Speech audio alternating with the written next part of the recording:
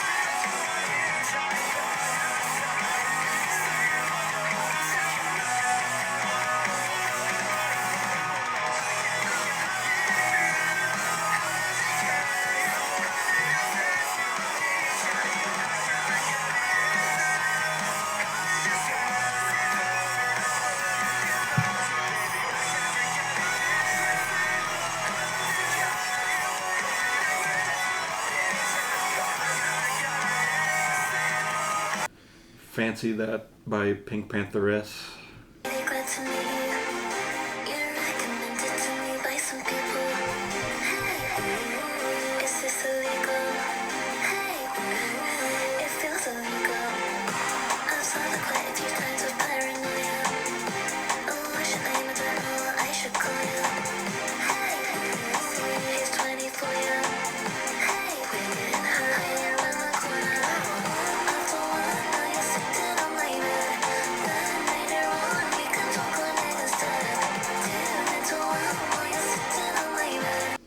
Dashboard Confessional, so impossible. Stay erased from self-control. Your legs are smooth as they graze mine. We're doing fine. We're doing nothing at all. My arms are so high that you kiss might kill me. So won't you kill me? So I die happy. My heart is yours. Fill her first. To break the barrier, or wear as jewelry, whichever you prefer. The word. You'd be able to tell from the length on the video, but it might be our shortest video. Make sure it's not. Maybe. We don't know. What? I got so much to talk about. You guys will know We're talking about when the video comes out. Basketball, so I'll sit back here staring at my ceiling. Bam Adebayo just scored 83 points. The internet's going crazy because they're saying he disrespected Kobe. Like, why he passed Kobe? How dare you score more than 70? What was Yeah, that? the 70 point before the They said, why didn't he get subbed out? That's disrespect. Everybody's been hating. It's on not him. some kind of record, is it? Yeah, so he's scored the second most points ever. So Yeah. it goes Wilt Chamberlain's got like and 100. then till Bam just broke it on Tuesday, it was Kobe Bryant 81, and now Bam has the second most with 83 points. Bam. That's such like an internet outrage thing. Why Why would you just making things up to get mad about? Crazy that a skateboarder went into Right. basketball. Bam Adebayo. It was like 36 of 43 free throws, something like that. The Wizards giving out free it throws was like crazy. candy. It was funny because the last 4 minutes, if you go watch he's so close, and they're just passing him the ball. They're just give him the ball. He's trying to get fouled. I mean, you're right there. Yeah. I'm about to pass the record. I'm going for it. I would have went for 100. I would have told him I'm going for 100. I'm this close. Yeah. A couple more fouls ought to do it. Right. I would have been like, hey, I would have just let it. If I'm the other team, dude, I'd let it happen. I'm like, dude, he's got. Well, yeah, this much if you points, give we might as well just let him get if it. you give the other team 40-something free throw attempts, you might as well just keep fouling them. Yeah, I think one of the outrages why people are hating on it is because they were literally up by dang near 30 points. And So like might as well. and in the time that Kobe did it, they were down like 18 points. So Okay. like they needed him to do the get the 81 to win. Kobe's is more like important, but Yeah. Bam's is more funny. For me, I mean, I'm a Heat fan, so I'm happy for him. But like, I think even Kobe, if he was alive, he'd be like, "Good for you." You know what I I mean? feel that's how like- record holders normally go. Like, why would he hate on him? Be I like, feel like nobody would care. yeah, you like know, no one would care. I think it's just a little different because he is like dead. He's not longer with us, so he can't Yeah. like they can't say anything to be like, oh, you know, I don't know. I think it's cool. It is cool. Any That records was breaking is like, fun. yeah. Yeah, I think it's cool. I mean, that's two great records that I got to see in my generation. Kobe being the first, and then now Bam. I think that's pretty dope. That's cool. Who would have thought? I don't know, like of all the players. Of to all do the it. players, yeah, Bam. I know definitely got drug tested the next day after Yeah, that. random drug test. Hey, Bam, come here real quick. Walks into the Miami Heat facility. Hold on. Hey, come here. We got to drug test you real quick. Yeah. We're gonna need you to pee in this cup. Pee in this cup. I don't know what you were on. You caught up on that Survivor? Oh, dude, the Survivor. Bub, you got to watch Survivor. I don't watch anything. Survivor is great. I Dude, watched Chicken Little and Meet the Robinsons I- yesterday. I've been on like the edge of my seat. I'm so glad they finally stopped messing with my boy Ozzy. Leave my boy Ozzy alone for At the time of this recording, we're what, 3 episodes in? 3 episodes. Every in. episode has been so good. Like So good, dude. Christian has been freaking he's a star. amazing. Like his season, if you ain't watched the yes. David versus Goliath one, bro, you go back and watch it. But he's comedy. See, I watched his season and I was kind of indifferent on him, but I'm thinking like maybe I have to go back and Yeah, watch like his original season Nah, again. you gotta rewatch it, dude. His season I literally watched like 3 times. Like that's how good that season is. I remember enjoying it. I just like for whatever reason Christian wasn't like as much of a star as he is on this season in my brain. I can't believe they did him so dirty. Tristan. This guy we're talking. This guy we're talking about pooed his pants, Fun. and they left it in. Like they didn't cut that out. Like they showed it to millions of people. It's so crazy too because how it happened. He literally was just like about to start fire, and he just like bends down. He goes, "Oh," and he goes, "I'll be back." And literally, cameraman behind him just showing his butt. Literally, I mean, they had to blur They it had to out blur it out, because his like, pants. dude, literally doo-dooed on himself. Poor guy. And then, have you seen the memes of him like looking up at the hammock at Joe, like when When he was rocking him. yeah, like a baby. Yeah, a little baby. I saw a picture of him, and it was like they like made Joe like a little baby, and he's like rocking him. Yeah, the editors are and production's cooking this season. Cooking this season. They cooking. Yeah, no, it's been really fun.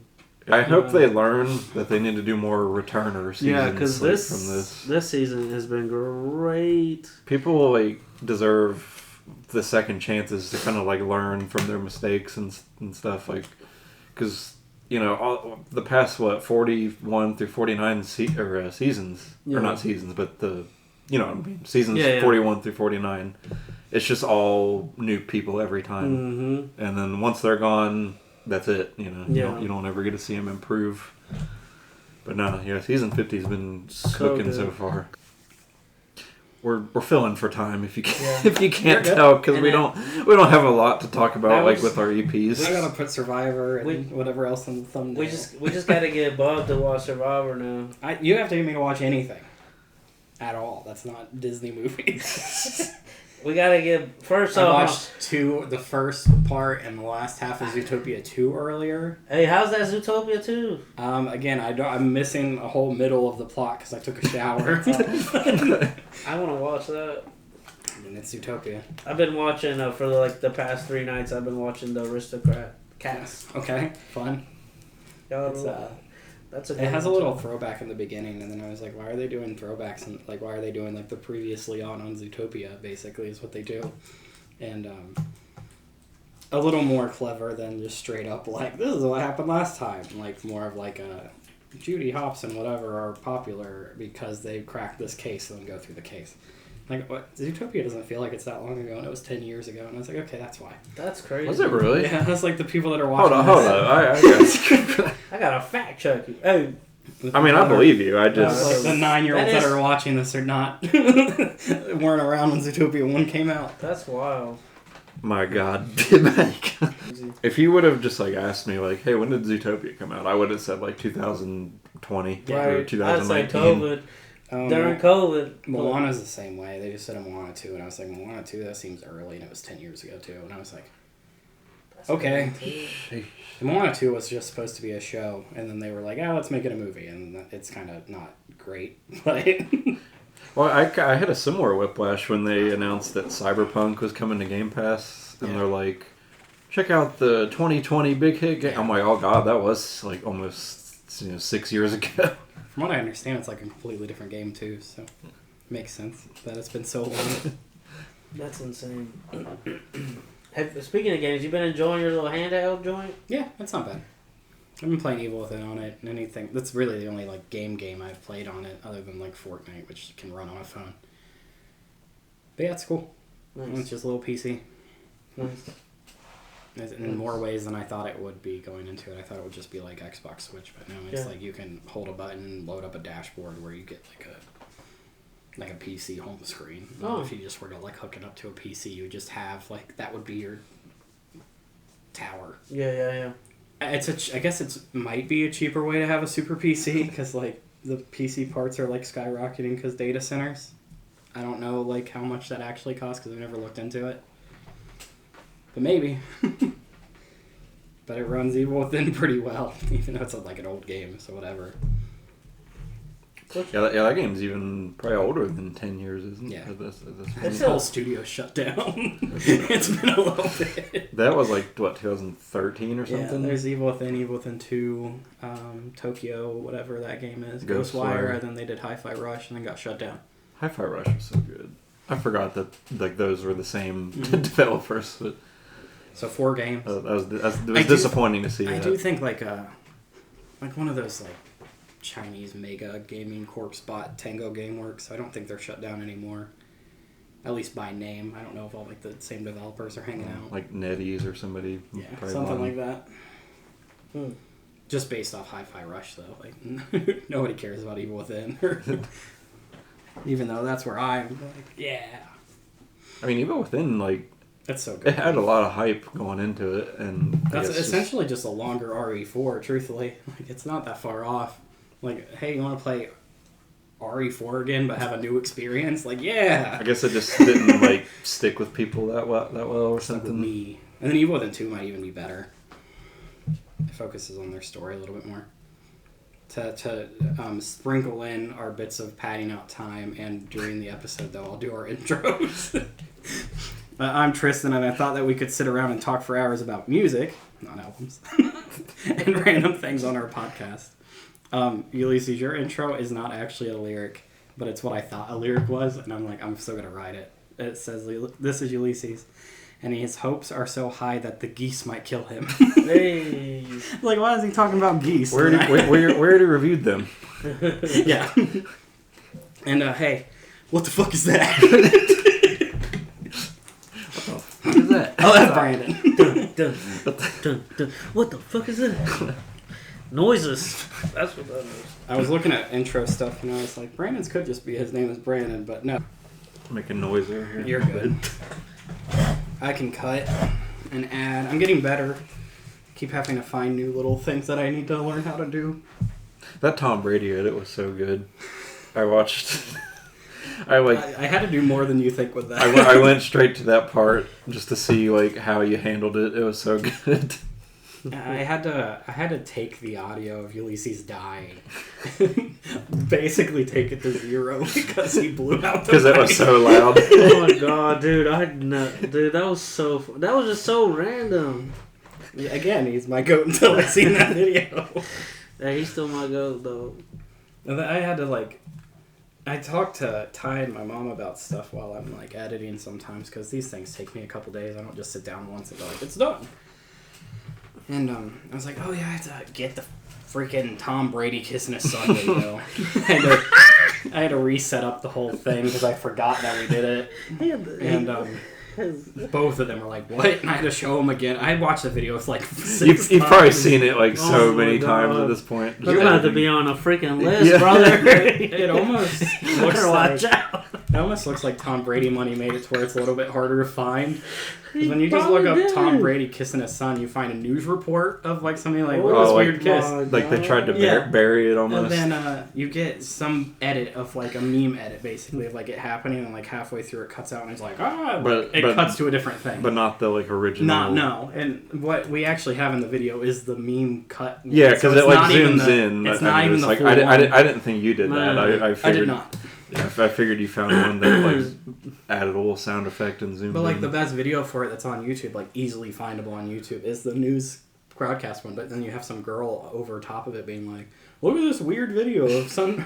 It looks like he's getting a massage." And then he calls his son back in like, "No, I want the original." Hey, I know. We need the original. I'm a Tom Brady. Come on. It's even weirder than you imagine, though. Oh, Like, it's it's like I so forgot good. that it was about like a bribe, essentially like a life lesson about how things aren't free. You better kiss your dad for like 8 seconds. It was horrible. I forgot the context.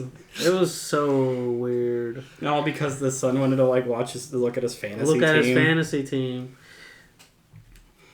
Came Well, in it's while even getting a weirder than I massage. remember it being. Kissed him. He didn't like it. Made him wasn't come back. good enough. Wasn't good enough and made him come back. That'll teach you nothing in life comes free. Better kiss your dad. Tom Brady. Poor guy. He just loves his kids. It's like, no, that was weird.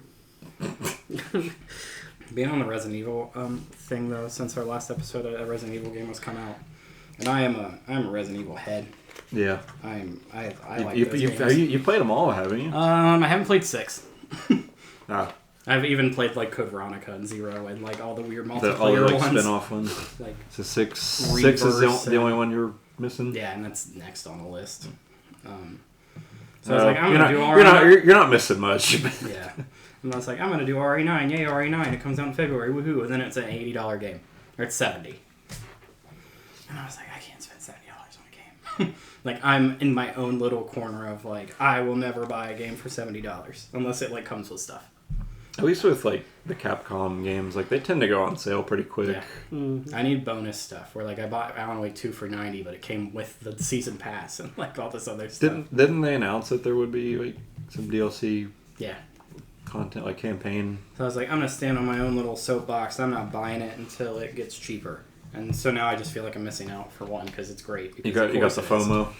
And then it's like it sold 5 million copies in 3 days, and I was like, I'm the only one on It's like- my it's like- soapbox. It's like, but you ain't one of them. I was like, I'm the only person that is standing on this soapbox all by myself. It doesn't matter if it's $70. That's crazy. And then yeah, so I was like, well, if I'm gonna just have FOMO and I'm not gonna show Capcom anything by my single purchase not happening. I started looking into it. And the physical copy sold out. I was like, well, I'm gonna spend $70 on a game. I want it. And all the steelbooks sold out. And I was like, oh darn! I have the steelbook for like 7, 8, and another one. I was like, I want the steelbook, and then those were sold out. And I was like, I'll just settle for a physical copy, and those are gone too. I was like, well, like I guess I'm not playing RE9 anytime soon because I'm not spending that much money on a digital copy of something. I'm sure it'll be on It'll be on sale here soon. in a few months. I have worries. like 400 games in a backlog, Right. including other RE titles, including 4 remake I haven't played, and Oh yeah. I guess that's another one you haven't got to yet. I'm on a boat all by myself where the newer games are my favorite though. So like I don't have some kind of like big nostalgia RE4 thing like it seems like most people do. I think the newer games are better. So I'm not really like, oh, I gotta go back and play RE4 because like I like 7 and 8 more and or 2 remake and even the 1 remake from 2002. That's probably my favorite one of the bunch. I mean, I haven't that? played them all like you. The Resident Evil 1 remake. Yeah, it's great. It's again, they haven't even had to remake it again because the 2002 one It just did such a good job. It just looks so good. Like, looks like good. the GameCube one that they did. Like the best way you can do a remaster. Like, it's almost exactly the same. They added stuff and it just looks better and plays better. Mm-hmm. Hey. It's not so like you. Right. It's not so much tank control. The pre-rendered backgrounds like really just went a long way with what they could do. All right, well, shall we get into music talk? One of them. I'm sure we'll get off topic at some point again.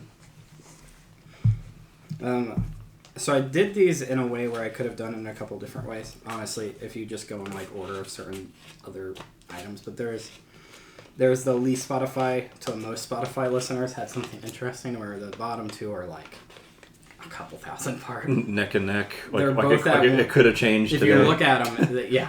If you look at them, they're both at 1.7 billion. And I was like, oh, that's weird. They're both at the same exact. And the dashboard is 21,000 less. Oh. Even when we're talking about millions. So yeah, dashboard's the least Spotify listened band out of the three we're talking about today. But So Impossible by Dashboard Confessional.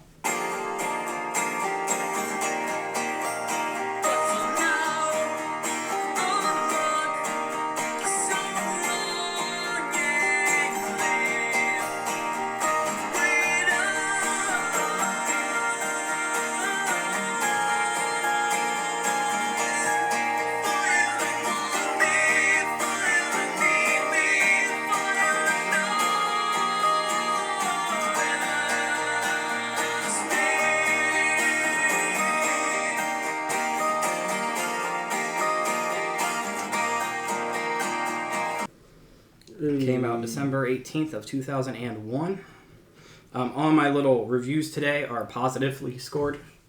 My own little weird side gimmick to where it was kind of hard to find reviews just in general. This is like an acoustic EP from 2001. That was like 4 reviews on Album of the Year. Yeah, I'd say I don't know how many people are going out of their way to it's like, I don't review know. a little EP. I don't know if all these songs are on different albums and these are just acoustic versions of them or what's up with this. Because I didn't do any more research. I'm I did. letting you at least that. for one of them. I know Hands Down is one of their albums for sure. I got. I'll let you do your review first. I got a 90 out of 100 and said I could never. Also, that contradicts itself here in a second. Mm-hmm. But I could never give an album a 100 just because it's relatable, raw, and nostalgic. Good thing this is an EP. Still didn't give it a 100. I think I saw that same exact review on Rate Your Music. Okay. I know you pull yours from Album of the Year, but I looked at all the albums on RYM, and like that. I actually remember that guy. He's copy and pasted. If you get if Rate Your Music, if you're out there listening, add a make sorting. it to where I can sort it worst to best, so that I can find funny reviews, and I'll use Rate Your Music. Please. But I use Album of the Year solely for that one feature. So yeah, I was curious. So I did look into it. Hands Down was written for this EP. Okay. And then they like re-recorded it with, the whole- version we know With the whole band. Yeah, for their like 2003 album. I'm in a weird little corner where my dashboard stuff. I don't actually know Hands Down. I just know it's their most popular song. I know Screaming Infidelities and the other one. Vindicated. Yeah, Vindicated. Everyone should know Vindicated. That's a Spider-Man. Yeah. But looking up their Spider-Man top 2. songs, I was like, "What the hell is Hands Down?" And I didn't know it until this. Really? Yeah. Dang, man. That's I know their other stuff though. I know Vindicated See, and Screaming Infidelities. I'm like the complete opposite. That's like Hands Down is like all I know, and Vindicated. That is weird. But me and Ty's even had conversations. Like, what's Hands Down? We know these other two. That's like what kind of rock do you guys live under? The one where we know different Dashboard Confessional songs like that. And really, I only know them because they're from her phone, where she's like, "Oh, I really like Screaming Infidelities." And That's a good one. I was like, if you were to pick one Dashboard Confessional song like that people would know, like I would say that one. Yeah. Not me. Hands Down or Vindicated? Hands down, it would be Hands hands down. down. Yeah. Hands Down. If it ain't Hands Down, you ain't listening to Dashboard Confessionals. Or you're just watching Spider-Man, Yeah. whatever one doesn't have Nickelback. Which one is it? Is it 2 or 1? I think it's Dashboard. 2. Okay, because is 1 So High or Far Away or whatever Nickelback song? Yeah. Oh God, I don't even so remember. high. Hey, don't hate on Nickelback. When we They did our kinda little cold, don't they? Spider-Man 1 and 2 watch thing like a couple of years back, I forgot that Nickelback was. I was like, oh yeah, Nickelback. I'm so high. Well, that was before they were like hated on, you know, like because Yeah. Spider-Man 1 was 2001 or something like that. Yeah. Mm-hmm. So No, they were people- huge. It was like so people hadn't like, you know, figured out Nickelback yet, Yeah. I guess. me living under my Christian rock bubble of that time. I found a Nickelback CD on a bus on a field trip once, and everybody was like, I was like, hey, does anybody, like, whose is this? Does anybody want it? And they're like, you don't want it? And I was like, I don't even know what this is. And they're like, you don't know Nickelback? Nickelback's great. So 6th grade, it was pre-hate for Nickelback, and then we're post-hate for Nickelback now. I don't know. And now we're kind of like in an ironic like phase with Nickelback, sort of. They're doing the Don Bronco features Yeah, that are like- great. No, they're kind of cool. They've looped back around to where it's like, oh, they're kind of alright. They kind of go over. We might have to listen to that. I don't know if you guys listen to that Don Broco Nickelback feature, but it's so good. It's have to screamy tune verses that are like party beats behind the screams, and then Nickelback's the chorus. That's crazy. It's like, this is so all over the place, and it's so much fun. That's crazy. It's called Nightmare Trippin'. Apple Music has struck again, by the way. It says January 1st, 2001 on this EP. For this, Fun. mine says December Yeah, it's 18th. This definitely- is mine also says December 18th. Well, mine This is- says January 1st. I'm I don't on know why, Apple but Music. Hey, you might have to update, player.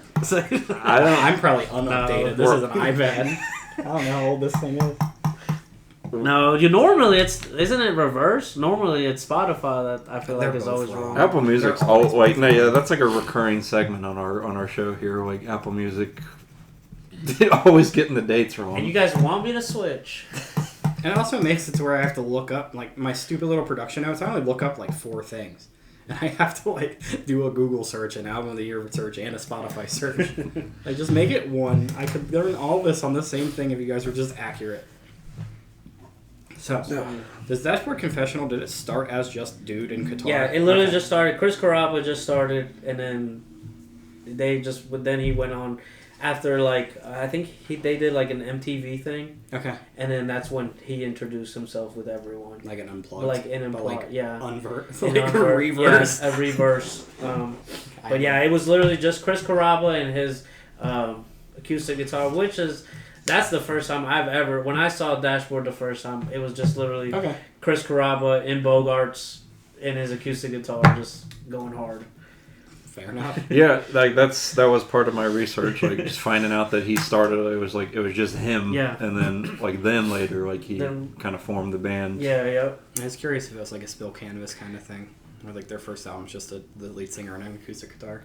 Yeah, I honestly I really like Chris Carrabba. I don't think his voice is like phenomenal, but I think it works for what he's doing. Yeah. And I've always liked his voice. Yeah, it fits. This like kind of emo, Yeah. acoustic thing that he's going for Yeah. here. But yeah, I'm not like we mentioned. I don't know a ton about them. Like I just know the songs that are in the movies, and hands down, not this version, but the like the one that you would hear on the radio version. Yeah. And that's pretty much it. Like I know Taylor Swift likes them a whole lot. I don't know how or why I know that. I just know that she's like a super fan of Dashboard. No. I kind of thought they would be bigger. Like when I looked at the Spotify things, I was like, Mayday Parade's got to be last for sure. And then Yeah, I think I like this. Hands down, actually, he wrote about he had like a really cool like amazing like first date with somebody. Yeah. And then that's like we got attacked by geese. So and so like he'd got always attacked by Cameron Winters. Yeah. So if I remember correctly, He's probably like 2 years old. when I saw him, he like introduced the song, like said, "Hey, like this song I wrote because I had like a really amazing date," and it just So yeah, that's like this whole EP is just like a pseudo like Yeah. concept album, not a concept, but like it tells a story of like a day, A day, yep. of him wanting to go out with somebody. Fun. Being a bad employee. Calling off. He can't. No, but it's. That'll go on his paper trail. I think for me, this like EP really hits different because like I feel like it's like what's it called? What am I trying to say?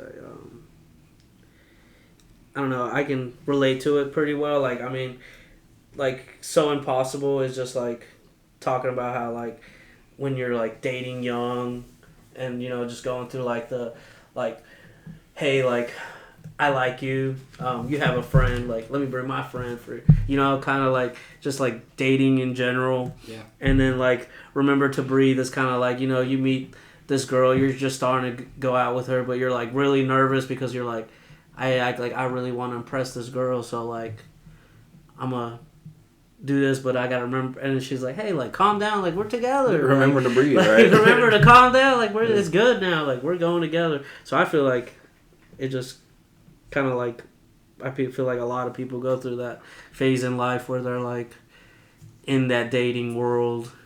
I feel like this would hit better, like if I had listened to it younger than now. Like this kind of seems like a project where it's like kind of like you had to be there kind of thing. Yeah. Like if you weren't around in early 2000 listening to Chris Carrabba / Dashboard Confessional, like you're just probably not really gonna get much out of the CP. Yeah. He's opening for the Fray. Hey. Here's that. That's There's about to be a Dashboard Confessional Fray show. that's something. It sounds like a good time. The Fray has some Yeah. alright songs. That might be a good time. Also, just an indie from here. Bunch of indie trips. Indie in the trips. future. Yeah, no. I like Chris Carrabba. I can't find like a ton to nitpick here because like I don't think any song's bad. It's just I don't personally like go crazy over like acoustic only things. Like they're fine, but like there's not my speed most of the time. Yeah, my only like down thing that I can think of in my head is that it's just that it's acoustic, which isn't actually a problem. Right, like that's I know what Vindicated and Screaming Infidelity is like turn into like a arena rock, like big stupid loud noises, and I'm like that's what I like, and then going to just acoustic. I'm like, oh, this is the Dashboard I know. No, but it's different. I mean, compared to like the two other albums that we're listening to, I mean, a lot of more is going on than just a guitar, an acoustic guitar. So no, for sure. I liked it. It's kind of like an evolution. Like if you listen, it is cool now that you said that, because if you would to listen like Dashboard first, and then you move on to Mayday Parade, and then you move on to Fancy, then it is like a whole different evolution of like just how music. That's funny. Yeah, I mean, like, it's only 4 songs. It's super short, super quick. Short. Like, it's over before you know it. There were times when I was trying to get, like, my thoughts on this behind where I just played it, like, 7 times in a row. Where I was like, it's only 14 minutes. I'll just start it again. I wrote that it took me longer to write these notes than it did to listen to the ZP.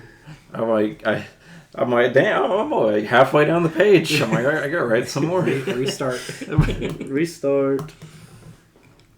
No. Are any of these other songs, other than Hands Down, made it onto other releases or like got a backing band? None that I could find. None that I can find either. Just Hands Down? Just Hands Down.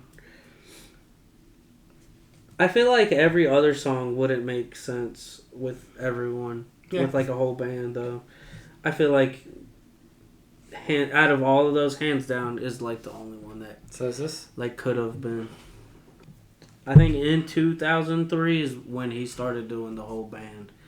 If I'm whatever the album with like the little cassette tape, like that's the one that has Hands Down. Yeah, that's when he started doing the whole band and everything. Yeah, so 2003. Well, fun. I have their I'm not even trying to play stuff. I have the greatest hits on vinyl. It's great. I've never listened to it, but I have it. I have it as well. It's phenomenal. Out here somewhere. But I need to. I quite like the other songs I know from them quite a lot. So why I never like, oh, if I really like these two, why don't I go and find more? I don't know. But I don't remember songs very well, but Dashboard I can almost sing every song. have you been keeping up? And I'm You really listening to the bad. 2024 stuff. No, so I stopped after the. Let me show you where. It's like the blurb for the 2022 album says that he was in a motorcycle accident that paralyzed him. So I stopped Weird. after the Covered in Flood album in 2011. Okay. And so then the 7-year gap was too long for you to keep up. And then I've listened to I mean- a couple of the stuff in between, but they're just. I think I like the acoustic stuff more. Alright. I think I like just. I mean, more but of the there Chris. is like a certain charm to it. Yeah. You know, like it comes off as like a little cheesy, but it's like it is so like sincere and charming that it's like it's hard to judge it too harshly, you know, because it's coming from his heart, I guess. just to you know go full circle there Full circle, yeah. and make it cheesy again. He was definitely that one dude hanging out and outside the school with his acoustic guitar. He's the white guy with the guitar. Charming all the ladies. That's That him. looks like he's the only writer on any of these two. At least as far as Apple Music is aware. Yeah. Yeah, like you said, like this is just him. Yeah. Yep. So Well, cool. Just Chris. Is he signed to anybody at this point, or just self-producing music? I think he had a producer on It this even one. says the copyright's Dashboard Confessional. Yeah, actually. Hold on. Something came up when I was looking at this. Something about that time. The I don't know producer when- is James Paul. Okay. Eisner. I don't know when the Spill Canvas All Hail the Heartbreak album came out. that was like 2005, I Okay, think. just dude by himself as well. I'm in the opposite boat where, like, with Spill Canvas, I like their stuff when they added a band more than I liked that first album. And they've even came back and re-recorded some of that first album stuff with a band. I'm like, yeah, now it has a band. But I'm broken. It is interesting that it's he's not like broken. it's kind of the opposite order though, like because usually band or like singers or whatever will split off and kind of do their own thing, but this happened. It's like, oh, it's just me. Oh, now I got a crew. You know. Yeah, no, it's always interesting because like the I think I've seen him 3 times, and 2 of those times it's only been Chris. I would even imagine that most of Does he bill it as like? Is it just him, or Yeah, is it billed as Dashboard? I don't know if I Confessional? never pay attention, but it always just says Dashboard, and then Okay. like I'm like, oh okay, we're gonna see Dashboard, and then the 2 times has just been Chris. I guess if it's just his name, Yeah. maybe people wouldn't know. Like, Yeah, true. Yeah, So I'd be curious. It's like, oh, Dashboard. I've heard of them. Like, I might go to that. You know? How many just acoustic tours he does versus having the band with right. him. I'd assume it would at least say like acoustic tour or something. Mm-hmm. Maybe I just don't pay attention because the only other time You're just like Dashboard. I'm there. yeah, I'm there. I'm Dashboard because when he brought the whole group, it was with Third Eye Blind and who else was there? There was one more. I don't remember who At the else. Kroger Festival. No, no, I can't remember. It was one more other band, but it was a pretty cool I concert. feel like Dashboard's attached to a lot of tour lineups. See the name. They toured with Brand New. I was reading on their Wikipedia. Like, I think shortly after either this came out or like their album, Oh, okay. you know, with the band came out. Which made sense. It's, Yeah. you know, up and coming, Up like, and coming. emo acts. Spider-Man X.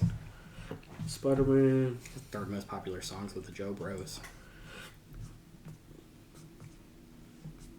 Joe Bros just had the main out on a live thing. Like I don't even know if they're together. Like, I can't keep track of them. Like, the Joe Bros. yeah, well, They're 'cause- always together. well, They're no, bros. like didn't they split up? Or, I mean, for a while. yeah. You got like DNC. They did their own stuff.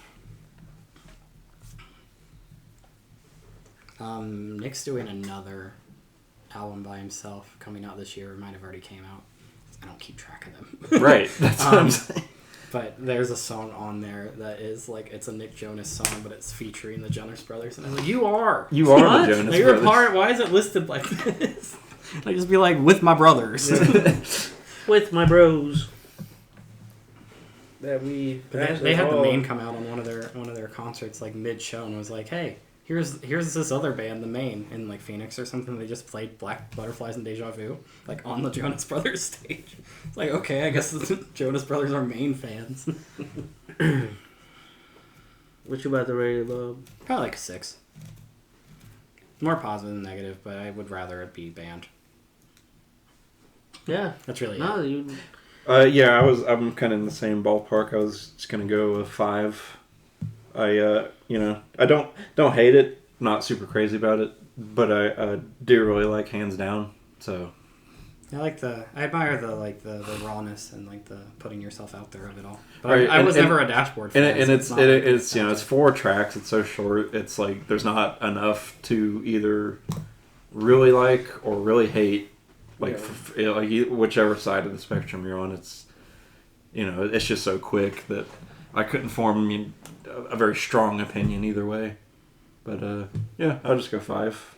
It's kind of. I feel so weird, like rating EPs. It is weird. Yeah, You know what I mean? Like, I always like whenever Tristan picks one, I'm like, oh, I struggle with rating EPs. Well, guess what? We got a whole episode of It's like EPs. it's strange because it's like, again, it's 4 songs. I don't dislike any of them. Right. And like that should be higher, but it's 14 minutes. And does EPs get a different scale? How does it? Yeah. Yeah. What's the scale? We here? gotta do like I've been fighting with myself with the Mayday Parade one too. Yeah. I was like, this is a Mayday Parade 7-song thing, but like, where do I place it with their albums, or should I even put it on the same list? I mean, Mayday Parade has like 8 EPs, so like, I could probably make a whole separate Mayday Parade EP list. Right. Right. I give it a 9. Yo, like, I don't know. Maybe like a letter grade or something. Yeah, we gotta do it like out of 5 for EPs. Because giving it a 9 just sound crazy. I don't know. I'm dying. Drinking water, I'm choking on it. He's like, I can't believe he gave it a 9. I can believe it entirely. A person on here said they were going to give it 100 and didn't. Oh, we got the old number of the beast score. Oh, yay. That's what Dashboard reminds me of. Especially touring with the Fray. Yeah, the devil. That's actually what the Fray Dashboard tour is. It's a summoning. My God. What's next, boys? What is next? I don't know. Way to go. You're the one with the What orders. is next? I mean, man? what do you think Pinkpantheress or Mayday Parade's the most popular? It's not that hard to figure out. So, it's Pink, right? That's Mayday Parade next. Hey. Pinkpantheress is like huge. I didn't realize how big it was, or she was, or they, or who, or. I didn't. I mean, I knew she was big, but she's only gotten she's exploded since Like this headlining festivals. mixtape came out. And yet everybody, they're like, "Oh, who you listening to?" And nobody knew anybody. It's not even Dashboard Confessional. I'm not looking up 21 Pilots. We don't want to get on any other So tangents real fast. when anybody always asks me, I'm like, you wouldn't have heard of them. Yeah. You would have heard of him. I miss the guy I had at that other Kroger I was working at, where I'd be like, "Hey, what are you guys listening to?" And he'd just turn it on, and we'd have whole days of just listening. Was to it the whatever Suicidal Tendency guys, or was it somebody else? No, I had a guy at the last Kroger I was working at, where when we were doing weekly rounds, he'd be like, "Okay, what are we listening to this week?" And he would just turn on whatever this group was listening to, and we would just listen to it in the back. It was fun. That sounds nice. And then there'd be times where like I would walk out of the room, maybe turn it off, and I'd go back and I'm like, "Oh, no more of this." He's like, "I can't listen to that shit." Like, My dude, you don't lord. have to listen to this stuff just because you're a part of this now. Oh my lord. He's the same guy that used to make us was like screaming for us to listen to Queensryche. Oh, okay, that guy, the Operation The Mindcrime music guy. liker. Last time I seen him, he was talking about some other concert he went to. They're doing that again. Geoff Tate's going to be playing in Dayton, doing Operation Mindcrime in full. But not like the rest of the band. Like That's just him. Queensryche is a different band with whole different people now. So he had to go and be like Geoff Tate doing the Queensryche album. See, like that's how it usually happens. Yeah. They said it was the last time he was doing it. Like when we covered them, it gotta be almost 2 years ago at this point. It was a while ago. Almost. Like a year and a half. He was doing this tour and he did like Andrew J. Brady and I was like, oh, we should go, and it's been 2 years and he was like, this is the final time I'm doing it, and that tour is still going. When I seen his name on like the who's gonna play the Rose Music Center or whatever in Dayton, I was like, why is he? This is 2.5 years. The Slayer retirement tour. It's like you guys have been retiring for like 4 years now. Jesus. Even that Daniel Tosh thing, he's naming that tour the First Farewell Tour, and I was like, what does that mean? There's a first part, and then there's gonna be the second farewell. Ty picked up a new schedule at work, and that tour date that's in Cincinnati is on Wednesday for Daniel Tosh. I'm like, ooh, I can go without actually having to make Ty take off work now. So now I need to find somebody to go see Daniel Tosh with. What is he doing? Is it stand-up or is he doing... Daniel Tosh stand-up is like some of my favorite. And he has a weird way of doing comedy where he tells the same joke until nobody's laughing, and that's like my favorite style of comedy. I don't know if I can remember if I've ever seen any Daniel Tosh stand-up. It's just really... It's absurdist humor for sure, but... He's got good stand-up. I do remember his show, though. His show was phenomenal. I want to see a stand-up so bad. Let's but go. I can't go to a stand-up show alone. Let's go. I just can't. What day is it? It's April 1st. April Fool's Day. Fool's Day. Perfect day to go see a stand-up show. I might have an event that day, though. I need to go. I mean, probably. I feel like that's just going to be here the next couple forever months. They do have something, I think. See. But no, I But was even morning. thinking back to... Oh, okay. There's a 9:30 show. He's doing 2 shows at the Andrew J. Brady. It's a 7 o'clock and then a 9:30. And 7 o'clock sold out. Double header. Double header is crazy. It's just stand up, so I guess just stand on stage for an Stand extra on hour and a stage. half. He gonna be on the yayo. But like when we seen Dimitri Martin was like the first stand up I'd ever seen. Me too. And live. like I had seen the Tenderloins, which is what the Impractical Jokers used to be called, like when they were doing stand up, and that was stand up for a bit, but it was also like, look at this cut content from Impractical Jokers. So not really. What about Jim Brewer? He just that was not funny. That was Jim Brewer talking about how he knows Metallica for half hour. He's the Metallica hype man. I think it's wild that I think I've only seen like Kevin Hart. That's probably fair. Stand-up. He's the stand up from before he was famous was really good. I haven't kept up with Kevin Hart though. But I was thinking about the Dimitri Martin thing because I go to concerts alone all the time now, and I was like, oh, maybe alone. I was like, I can't go to stand up alone. I was like, just laughing to myself. I mean, I don't think it's that weird. Like, because everybody else is laughing. I can enjoy music by myself, but I don't think I could be like listening to somebody tell jokes by myself and still having the same experience. He was really funny though. Dimitri Martin was great. He's apparently a voice in that Hopper movie, and it almost makes me want to go watch it. Oh, really? Not a main voice. He's not one of the main characters. He's like additional voices, but like if I could be like, yeah, you would hear like in that because he's in that We Bare Bears. He's Ice Bear in that show, okay. And every time Ice Bear talks, you can tell it's Dimitri Martin. And then there's like, well, I just had that with Zootopia too, where Andy Samberg's in it. I was like, that's Andy Samberg. Like, no doubt that's Andy. Well, Samberg. you know, we've heard his voice a lot recently, so. But like the guy that voices Bruno in Kanto is like some additional voice in Zootopia as well. And Ty was like, I know that voice. Where's that from? And it's like, oh, that's Bruno. My boy, what's his name? I don't know it. Something. That's gonna kill me. Kill you. Don't know Bruno's actor. It's my Latin brother. We're not supposed to talk about him. I thought. Yeah, we're not supposed to talk about Bruno. Oh no. You dug a hole in your paper with your pencil. Yeah. He's also he was Sid in Ice Age. Oh, fun! I just found out that Jack. Oh, John Leguizamo. Jack Black's in Ice Age, as well. Like the first one. I didn't know that. Watched Ice Age the other day. I was like, that's definitely Jack Black. and then looked it up. And he's got 3 minutes of screen time, but he's in Ice Age. That's awesome. He's the saber-toothed tiger that Sid kills. Because Ice Age goes a little hard. I was gonna say, I don't. Ice Age is freaking so good, dude.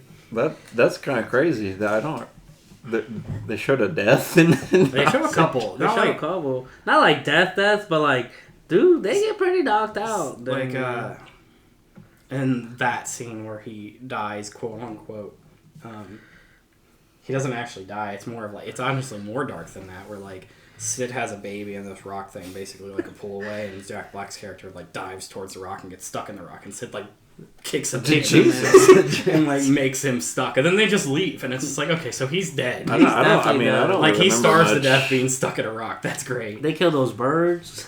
There's It's like how Batman takes care of his villain. Like, he won't kill you, but he'll leave you paralyzed and a vegetable for life. the saber-toothed tiger leader. Only 2 of them die. The leader and then Jack Black's character, and he like hits a rock, and then above them a bunch of icicles fall off him, and while they cut away from the icicles stabbing him, it's like very heavily implied, and then the other 2 saber-tooths are like, and then leave. Yeah. Hey, we good. Hey, we good. Y'all won this one. I was like, geez, this is You guys got it. Blue Sky Studios or Sky, took a whatever. darker turn than No, there's a lot of stuff. I mean, like the birds, they need to kill themselves. They all jump off the cliff. Yeah. The birds that can't fly. That studio, all their movies, they do the Madagascar stuff too, and we were watching Madagascar, like a later one, and I was like, these are adult jokes. Hey, what is happening? Then got bought by Fox, that then got bought by Disney, so they don't exist anymore, but... Mayday Parade. Mayday Parade. Mayday Parade. I love it. So, Mayday Parade, tales told by dead friends.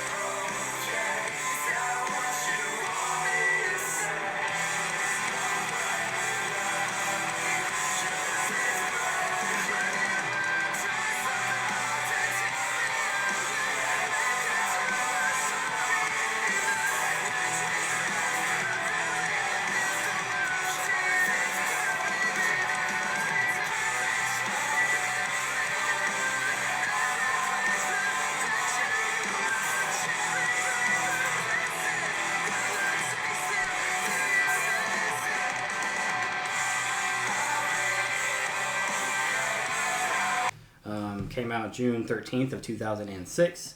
They currently have... And again, November 7th, 2006. Probably got updated at some point, but 1,736,000, while Dashboard was at 1,715,000. Again, the way that this works, they might even be flip-flopped now. Maybe. But I got an 80 out of 100 that says this is so overdramatic, but dang, I'm a sucker for it. Same. That also only have like 3 reviews. EPs from the 2000s are not getting any reviews. This is overdramatic. Like, he's right. Mayday Parade. It was good. And then this is like the anniversary version, which I don't know when that actually came out. November 7th, apparently. I don't think so. You mean they didn't celebrate the What does yours anniversary say? the same year? A few months after. I don't know when the... I think I have the anniversary Mine version. says November 11, 2016. Okay, that makes a sounds lot more right. sense. Because that's 10 years after. Yeah, yours does. I was like, hold on, why does yours say 2006? The bonus song, not that I need to spoil publicly known information, but the last song kind of spoils something with this band that did not happen in 2006. But I'll leave that to my traveling along the Mayday Parade timeline, or if you guys want to look up how the band changes in 2007 or something. I got you. But yeah, Tales Told by Dead Friends. Mayday Parade's my favorite band, just in general. I wrote that. Oh, well, kind of. I said Mayday Parade is a huge emo band and one of Tristan's favorite bands, and yet this is pretty much my first time hearing like anything by them. Yeah, they fit in this. listened. They fit in this nice little niche category where if you know them, that you know them, and you like probably know anything. It's either you know their first album or their whole discography. Like it's just the two. The one like with the sunset guy, like that one. You know that one, or you know the whole thing. You either have lived and died by Mayday Parade, or you dropped off after the first album. But that's what would play after this album Yeah. was over. That's what would weirdly play. enough, for this me. is like the least thing of theirs I know. It's the thing I spend the least amount of time with. Oh, and maybe some other EPs, because they have like an acoustic EP too and 100 other EPs. But yeah, I don't really go back to this all that often. I think I've seen every song on it at this point live. But like they did a 10-year anniversary tour for it, and I didn't go. One, nothing by me. And two, I was like, I really need to see the Tales Told by Dead Friends. At the time, like in 2016, where I was really like into their stuff that just came out. But yeah, I think this is the album that I have probably the least to say about it. fun. It's the longest at 31 minutes. But it was probably the. I mean, but I know the Dashboard hit different, but this one is really good. Like for me. But I am thrown off by your song. Kept messing me up because I'd listened to it and it sounded like the beginning of "I'm Not Okay." Okay, yeah. My Chemical Romance. I'm like, what the hell? And I'm like, is It does it kind over? of sound. Hold on. I was like, is it over? And I'm like, hold on. I gotta refresh real quick. You gotta refresh yourself because Yes, it does. Yeah. every time I'm like, when did My Chemical Romance get thrown in this? And I'm like, is this album over? You gotta look at. You're like, I'm like, like, did it switch over to 3 Cheers or what? Right. So that would always throw me off, but it's probably my favorite album out of the 3. I mean, it is mine. Besides, I had connection to the So Impossible, different, but I liked it. The guitars in this, the drums, the singing. I mean, he is super dramatic about it, but it's that's Jason Lancaster for you. So that is my biggest like quarrel with this album. Like I don't think the vocals are not bad, but just the way that they enunciate the vowels in a lot of these songs drives me crazy. And I can't, like, I don't know, I just can't stress it enough.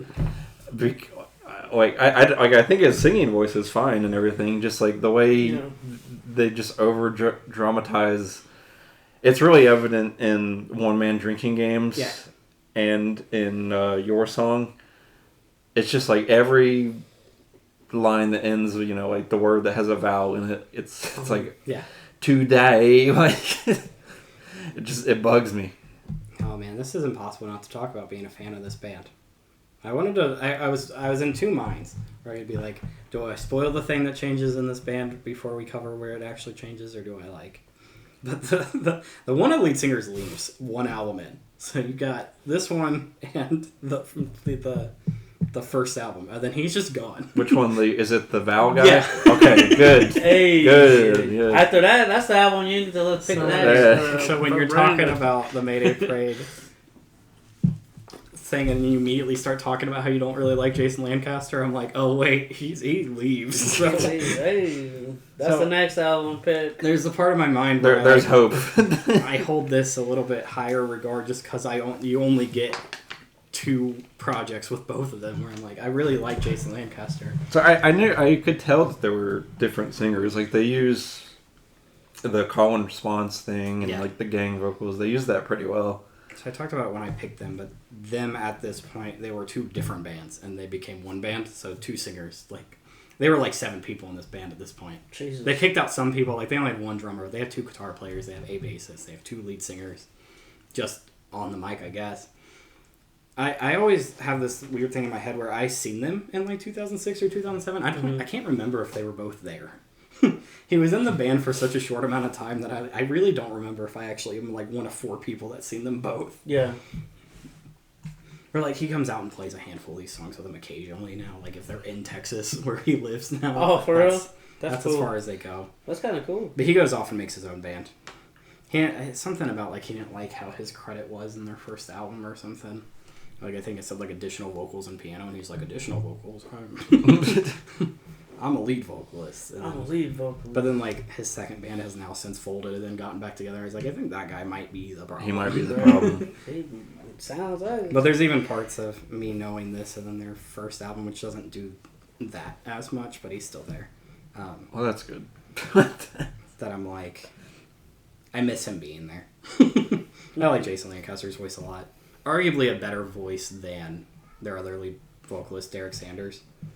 But Yeah, like his singing voice is fine. yeah. The Val thing is just the 2006 emo. Yeah, like he sounds like he's trying to impersonate Tom DeLonge, like way too hard.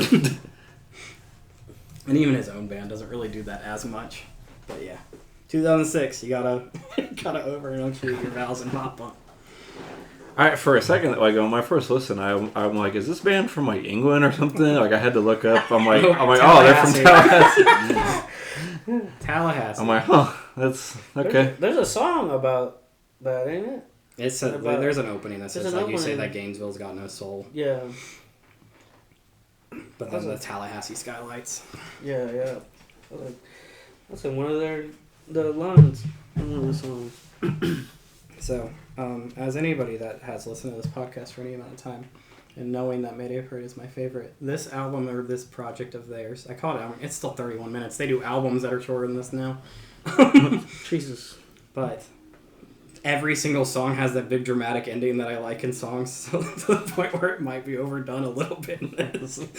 Like, every song has the multiple vocalists doing two different lines of every single one of these songs, other than the last one, because since I just spoiled it, the other second vocalist isn't there anymore. But even at this, like, having two vocalists never ends in this band. It's just not that guy anymore. Where, like, their most popular song, Jamie All Over, he's still there, but they have 4 different vocalists on that song because they have their drummer start picking up vocals and their guitar player started doing vocals. Rockhampton Jr. over here. Right. They're all within the band, but yeah. Or, like, even their drummer has now since spun off and made his own group because he sings as well, and he's also pretty good. He picked up all the Jason parts live after he left. But yeah. Well, I'm glad to hear the main singer, Derek Sanders, that's his name, right? Yeah. That he's not the one that does he's not the one that leaves Colonel either. Sanders. Today. Nope, that is him. Colonel Sanders. I get excited anytime because, like, Jason Lancaster, you've actually probably heard him before, but you wouldn't remember. He features on that Set It Off album we listened to, even before we started recording this stuff.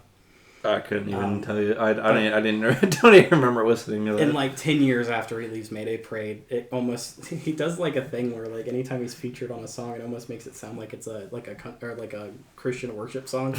It's just his voice that went that way. So not doing the over enunciations of vowels, just, like, it sounds like worship. And it's like, okay, well, it's still a good voice, but Tomorrow by Set It Off sounds like a worship song. And it's just because Jason Lancaster's at the end of it. That's funny.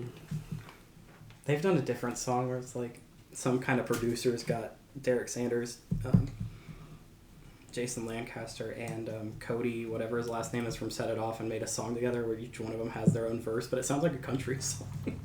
It's really strange.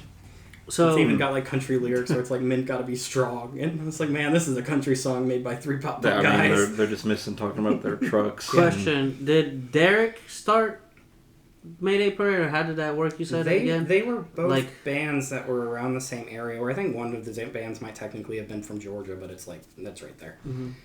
And they just were like, well, neither of our bands simultaneously are going anywhere, and we all hang out and like each other. Let's just make one band. One band, And use okay. both our writing styles and both our... Because, like, it looks like there's a bunch of artists, like, if you look at the written by whatever at the end of these lyrics, it looks like a lot of people, but it's just the band. It just, like, they have that many people at that point. They did the Dragon Ball Z like fusion. Dragon Ball, right? Yeah, because on here it says Mayday Parade, composer Alexander, I don't know where I put it. and then they put Brooks on this one. Yeah, that's crazy. Well, what's funny is that the talking to the mic, the rest of the band has stayed the same, even 20-something years later. Nobody else has left. Nobody else has joined. No lineup changes. No, lineup it's just that changes. Jason has left. It's like, maybe you're the problem if nobody else ever has any kind of thing to say that's the problem. It never leaves. Even after the growing and rising of being popular. I must have put it somewhere else. The two bands were A Kid Named Chicago and The Defining Moment. And then they just made Mayday. And they just Parade. made Mayday Parade, okay. They have they made like a little like, they did a concert where both bands were like, a couple years ago, like maybe pre-COVID, but like 2018, where they were like, we're gonna get together as our old bands and play our old songs in Tallahassee just as like a one night ever thing. And they made a vinyl off of that where one of the sides is the old one of the band songs and the other side is the other one. Oh, that's kind of cool. And I was like, I have to get my hands on this. And then they sold it online because they didn't sell enough because not enough people were probably interested in hearing a bunch of songs they don't know. That's kind of cool though. But it was cool. I got distracted by the Point North EP. Looks like he's wearing the Daft Punk mask. Yeah. They've got that little icon for all their stuff for some reason. I mean, it really Yeah. like looks a lot like Daft Punk. It's their little logo. He's on. I just seen them. Weirdly enough, they just opened for Badflower. But to get into this, Yeah. it's exactly what I said. It's a raw sounding like pre getting signed Mayday Parade album where each thing is like as dramatic and as long as they could possibly make it. Mm-hmm. Which I guess would be like a appealing thing because their next album was like signed with Atlantic, so like Atlantic was like, ooh, they can do these big sound. It's never this abundant again, but this is the rawest and the most. Well, they ever so do. I didn't think it sounded too raw. Like aside from just me not liking the Val thing, I actually like thought I had to check. I'm like, when did this go? Like 2006. I'm like, this kind of sounds like it'd be a lot more recent. I guess it's just like just has that production or sound about it or whatever, but I mean it doesn't sound that aged I guess to just me knowing at what all. they go to it. Other than the Val thing. So I just want to be clear about that.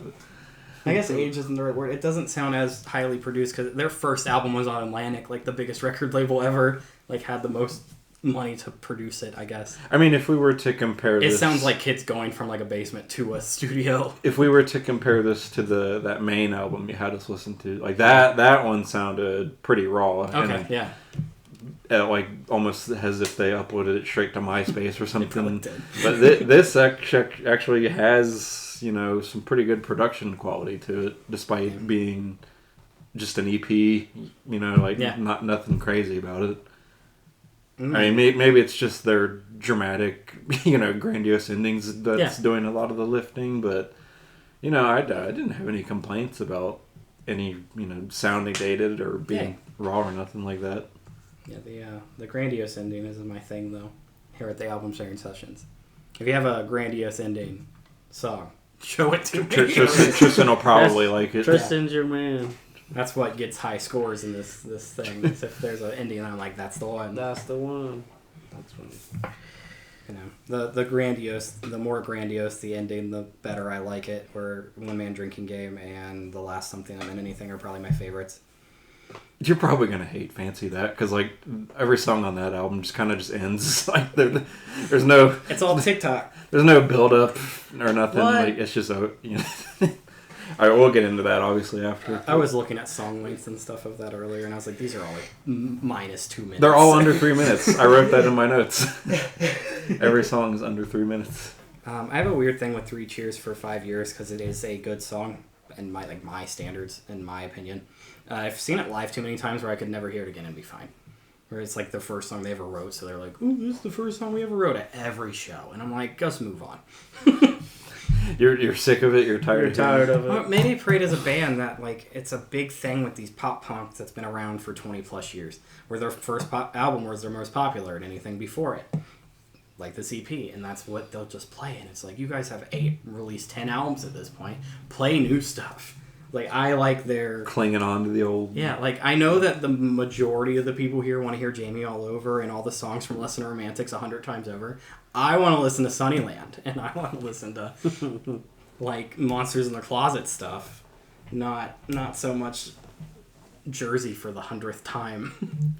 Yeah, I obviously don't have the same connection as you do with these songs, but the 3 Chairs for 5 Years was my standout favorite track. Oh, it is really good. It's just they played every show. And I'm like, guys. I mean, I could see why. Like, Yeah. I mean, Yeah. it's good, but yeah, you as a longtime fan are probably sick to death of it. So They've actually in recent years, up until like they did like a 20-year anniversary where they played like a song from every album not that long ago. Where here the last couple times I've seen them, they've started branching off and playing a song from this, but like one I'd never seen before. Where like the last Sad Summer they did Last Something That Meant Anything. I was like, hey, cool, I actually want to see that song. Stop so playing Three you Cheers. eventually saw them all. It just took years and years. I think the only Different song shows. I haven't seen is Just Say You're Not Into It. I don't think I've seen that one live. The problem with The Big Picture is a deluxe song, so I don't really even would count that as something that they would 'cause ever play. So what's like? Did they recorded that? I think they recorded later in 2016, maybe like a demo, because Jason Lancaster's not in it. Right, but that is. But they put it on this like anniversary Yeah. edition though, They've which done- is a little strange, I guess. That That must be a song that was just sitting around. Maybe It's they like, well, recorded- we don't have Jason to refill because Right. it even sounds smoother. like maybe like an early demo or something that they had writ for this and just didn't make it They did redone without I him. keep talking about Less Than Romantics, but they did an anniversary version of that too, and added a song that was a demo that actually had lyrics from a song from the next album, and I was like, oh, that's where that comes from. It's pretty cool, but it sounds raw and like a demo, so I don't really know the recording's like story for that. Are you spoiling your next pick? No, it'll be a soon pick. I'm just kidding. Every time I finish this, I wanted to listen to Less Than Romantic. So if I stay on this Mayday Parade little thing I'm on, it'll probably be this summer. I told Brandon in the car ride home last time, I want this summer to be like a bunch of fun albums. I want it to be like a album, or a summer of fun is what I branded it. Like, since every time it's warm, this year, I'm just going to make it fun album after fun album. Kind of to make it to where you want to come here and talk to us, so that you're not like, I'm always busy, I can't do it this week. I know. To kind of I ruined it this week. I'll you can be busy. It's just a matter of like getting you here to talk about the music is what I think is going to start being the struggle. I keep thinking about like, if Ulysses can't make it this week, I'm going to have him like record it on a phone so that he can send it over so that I can put it in the video. Yeah, there you go. Like, I want Ulysses to still be involved even if we can't physically spend the time. Hey, I'm gonna get a cutout of myself, and you can put it in the video. Put the cutout. Anytime you're too busy to show up. We're gonna start using the AI. Put the cutout. AI Ulysses. Yeah. I'm about to get my friend's sister to make me a cutout of myself. So you can have it in there. Because you're about to be a very crazy, busy person. Yeah. So I'm like, I gotta find ways to. If I pick something that's bad, you're not gonna want to come talk about it. I'll come talk about it. I'll be shitting on it. Sometimes that makes it more fun. Yeah, I'm a shit on it. Just straight coming Big here. purposely Like, bad. When I wouldn't say like purposely, but like I was excited when we were reviewing the Kim Dracula one because I'm like, oh, I can't. Kim Dracula's good though. I can't wait till we record this one. The Kim Dracula one was crazy. I remember listening to that on my drive home from Detroit. The album or our review? No, like the actual album. Yeah. I'm driving. Drive home. And, You're like, what the hell is this? I just remember Savannah did fall asleep for a moment, and she probably was waking up to like this random. That would be a crazy thing to wake up to. Wake up to, you know, like I'm sorry. Stuff to screaming with To screaming. You probably still think you're in the fever dream or something. Right. That was a fun album. The only thing that's made it onto another album is When I Get Home You're So Dead. As a side note, it made it onto the debut. It took out the little weird auto-tune little bit the first time Derek sings on it. Oh, that's good. I didn't like that part. The- I don't mind auto-tune in Yeah. songs, but It's really out of place. it has to. Yeah, exactly. It has to be done in the right way.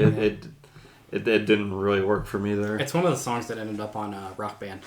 Oh. When I Get Home. But it's much better on the debut. It's, again, the auto-tune is gone, and that might be my only gripe, because it's almost practically the same song. It just is Remove better that produced auto-tune. and remove the auto-tune. That is so weirdly in one line of this entire EP. Yep. But it's made it great. That song was okay. My favorite tracks were 3 Cheers and Just Say You're Not Into It. Least fave was Your Song and One Man Drinking Game, primarily because they're the two biggest offenders of the Jason Lancaster vocals. I was pretty happy to see the last Something That Meant Anything. The lead singer now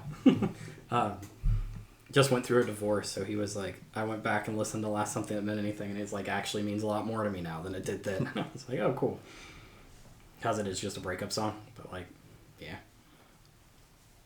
Saying that he felt emotional towards his own song. Another reason why Mayday Parade's probably like what I call my favorite band most of the time is that Derek Sanders has done interviews where he's like, I don't like happy music. Sad music is more fun to me.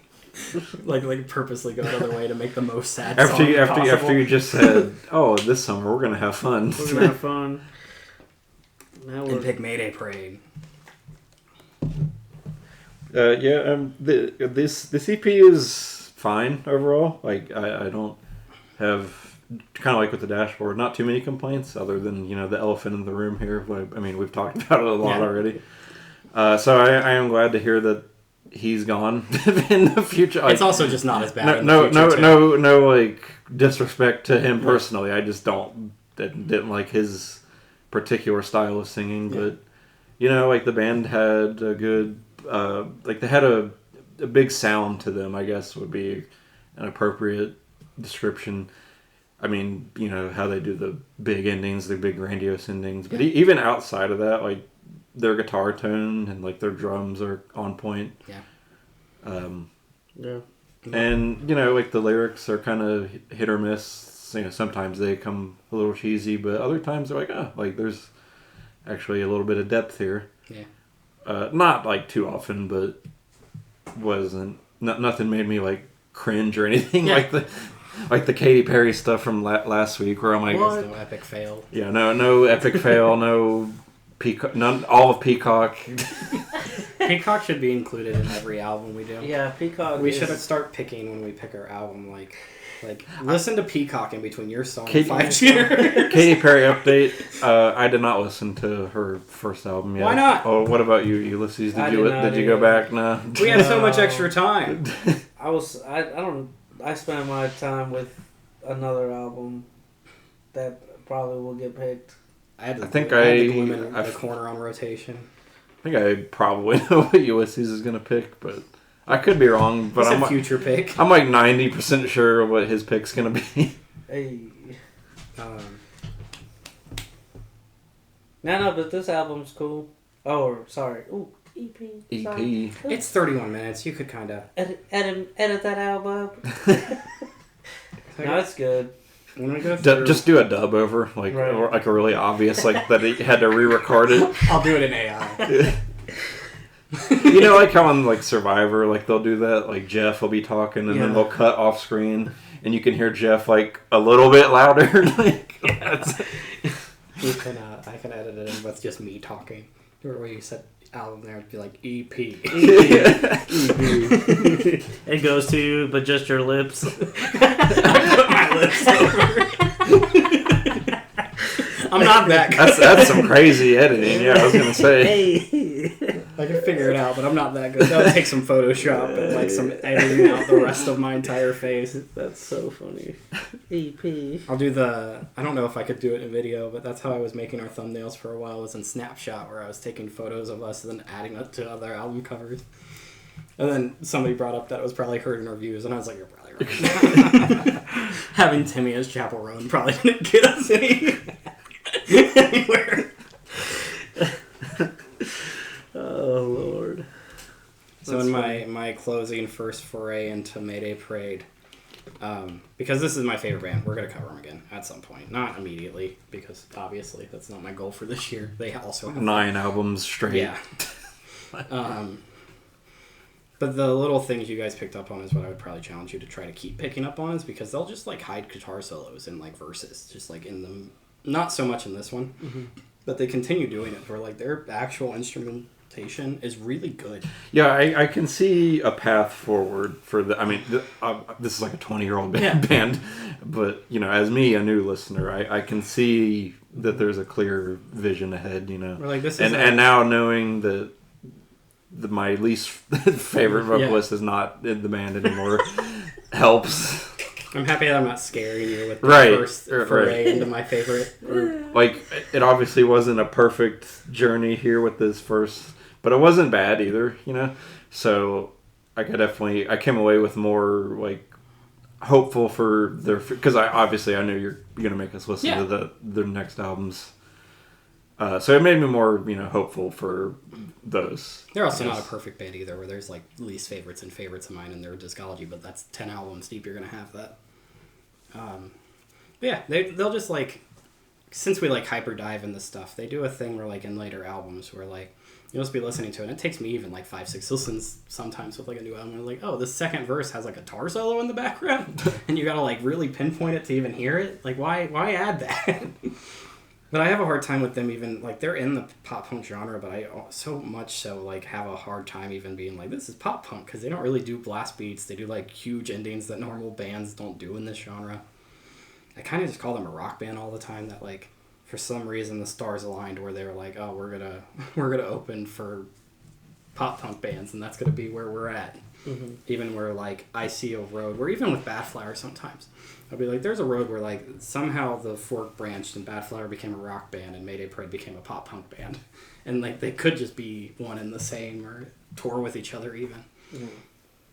Like, I've seen Microwave open for Mayday Parade. And I don't know if they played for Badflower, but they remind me of Badflower so much that I'm like, I sometimes, even when I see a Microwave show, I'm like, this could have been Badflower's path if something just forked a different way or if a different person just noticed it at a different time. Who's Microwave? You don't know who Microwave is? Right, who is that? Microwave is one of my... I'm lost. Microwave is a band that I haven't spent that much time listening to, like, studio-wise, but I've seen live 3 times, and they put on a great show every time. They're, like, one of my favorite live bands, and they don't do, like, the whole, like... They don't do fireworks and crazy stuff. It's just, like, they play good, and they play good live. The second band in this video that we have no clue what you're talking about. The first time I ever heard Microwave... have either of you guys been to Big Room Bar in Columbus? Big Room Bar is a 100 capacity room. Hence the completely not what the name says. I was going to say, Big Room. But the first time I ever heard Microwave, I seen them being advertised playing at Big Room Bar when like the Rex were going to play there or something. Yeah. And I was like, we got to come back and see Microwave.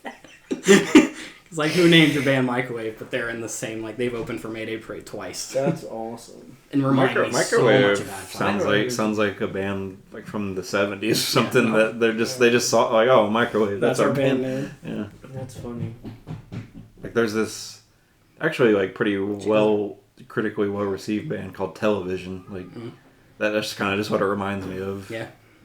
It's like, oh, yep, that's our band name. So this is, for sake of EPs, with the length of it, it kind of breaks it, but it's in like my top 5 EPs, just in general, that like exist. Number 1 probably being that Bring Me the Horizon one, but it's like 40-something minutes long. Like, how is that? Yeah, that's kind of like that's like you're being generous. Yeah. Calling that an EP. Like I guess it's like 9 songs, but it's 41 minutes, and it's like, how are you an EP? It's like my favorite. That's crazy. That's my favorite Bring Me the Horizon project. That's an album. But it's up there with like the Badflower one and stuff like that. But again, with the same thing where like they have albums of theirs that I would give 10s, and I wouldn't give this a 10. But do I like do I rate it on an album scale or do I rate it on an EP scale? Where like it's one of my favorite EPs ever, but it's not anywhere close if I'm talking about full length things. Hey, next gimmick round for EPs, we do them out of 5. 1 through 5. Anytime we do EPs, we've done enough EPs though to where. Talking about EPs, though, Good Kid's apparently about to release an album for the first time. Oh, really? Yeah, I seen an ad for it the other day. I was like, ooh, Good Kid's releasing not an EP this time. But yeah, I don't know how to score it. I'd probably give it a 9. Hey. It gets extra points for being an EP. If this was like an album, it would probably be like an 8. But it being like their first thing in an EP and like being on a different scale for me, I'd go 9. Go ahead. I'd do a 9 too. Okay, jeez. Dang, man, I didn't know you gotta liked be it. a big Mayday Parade. I didn't know you liked it that much, but I guess it's on the EP scale though. So. Yeah, that's why I'm like, bro. Like, that's why I had such a hard time because I'm like, you guys are gonna get me excited to start doing like Mayday Parade. Like, I enjoyed this album a lot. Like I said, the guitars, the drums, the singing was cool. Everything, the ending, everything. I mean, it was dramatic for sure, but. Mayday Parade. I messed with it. Their next album ends with like a conversation with God. It never stops being dramatic. I messed with it. I suppose I'll be the Simon Cowell of the group then. I read down here. Like a cat full or a bag full of cats. Yeah, he really like knowing that it's just the one guy and not both of them helps. It's still being, but they still use multiple vocalists. It's just they switch who's doing. Well, as long as nobody is doing not it, a lead anymore. Doing it like this guy in the future. Then we're okay. And in this project, Jason Lancaster seems like he is the main vocalist, and Derek's like in the background. See, well, that's what I didn't know who was who. I thought that Derek Sanders was the one that was doing the shit I hated, but I'm glad to hear that he's not. I listened to Lesson Romantics again to follow this up to be like to notice if they do all the grandiose stuff still, and like I was like, oh, there's a lot more Derek in this. So I wrote down here 4.5. Okay. Hey, that's a out of 5. Pretty good. 5, pretty Not good. 9 out of 5. So it gets a 7.5 out of 5. Yeah, that seems fair. That seems pretty fair. Broke the scale. There's a couple bands for me that it's like 21 Pilots, Mayday Parade, and Badflower. If I go a decent amount of time without seeing them, I'm a little bit upset. You go through I withdrawals. was like, I miss my friends. Speaking of I miss that, my friends that don't know me. How was that Badflower concert? Did we talk about that? I feel like we didn't Badflower's going through some stuff.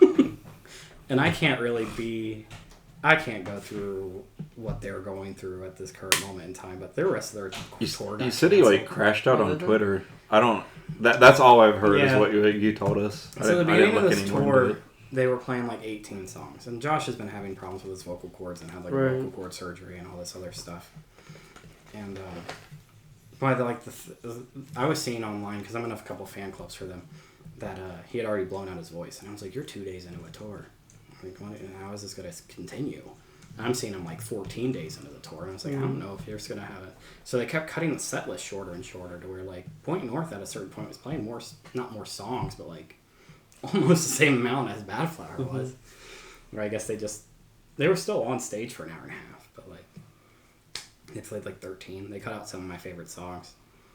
And they used to do the thing where like if they were doing a tour that was like the No Place on Home tour, they basically played that whole album, But She Knows. That's the only song I haven't seen live now. So I was hoping that No Place Like Home one would be that, where they did like 7 of them, but out of a 13-song set, I guess like they did their whole EP, which is kind of cool. They started with like this whole little screen that was like their record label signing, and then played the EP in full. And I was like, that's kind of cool, but also I was here to see the No Place Like Home tour. Was that in your top 5 EPs? I really like the Badflower EP. It's really good. It's got Heroin on it. It's the only song that made it to the future ones, but it's Heroin almost, is so good. it's almost like No cap. The real drug, though. I was about to say quotes taken out of context, At a but I certain guess point- not. at a certain point where like that's Brandon the- has another vacation or something, I'll probably pick the Badflower EP just because it sounds like a completely different band. They're like way raw and like almost going for like a grunge thing. They don't sound like the same band. we haven't covered You the take Heroin, make it 5 times with like harder guitars, and that's the EP. we haven't covered the one with the great album cover yet though. Yeah, that's No Place Like Home. But it was only like 13 songs. Josh's voice was all over the place, but truthfully, with a crowd singing to it, it wasn't really. Like Cincinnati sold the most tickets apparently out of the whole tour. So Bogarts had the most packed room they played. They played in. And they're just kind of at a weird state where, like, again, this tour has been canceled now, like 8 shows before the end because his voice is just gone.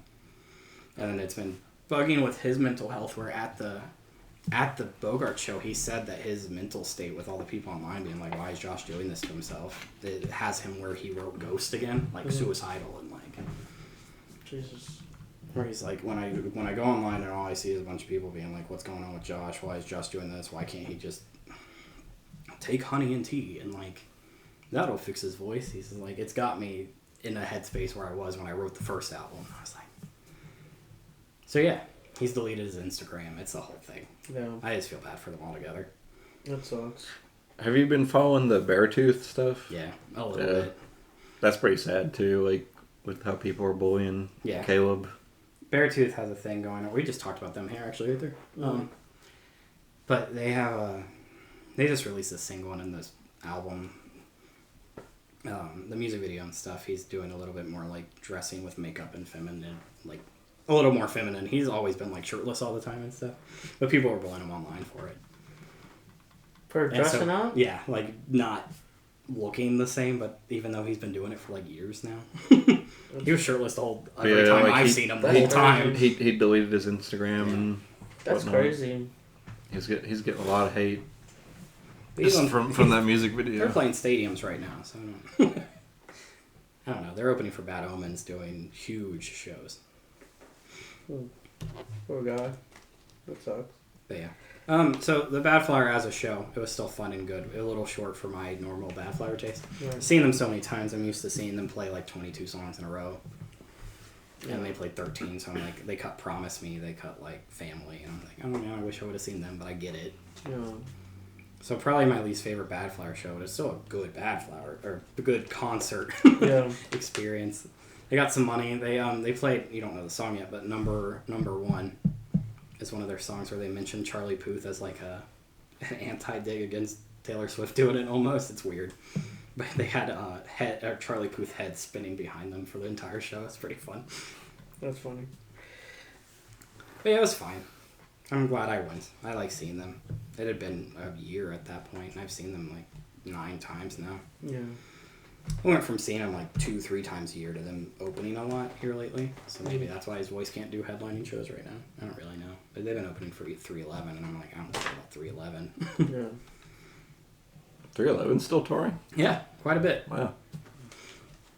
Actually, the COVID tour that canceled for Badflower was an Incubus and 311 co-headline with Badflower opening.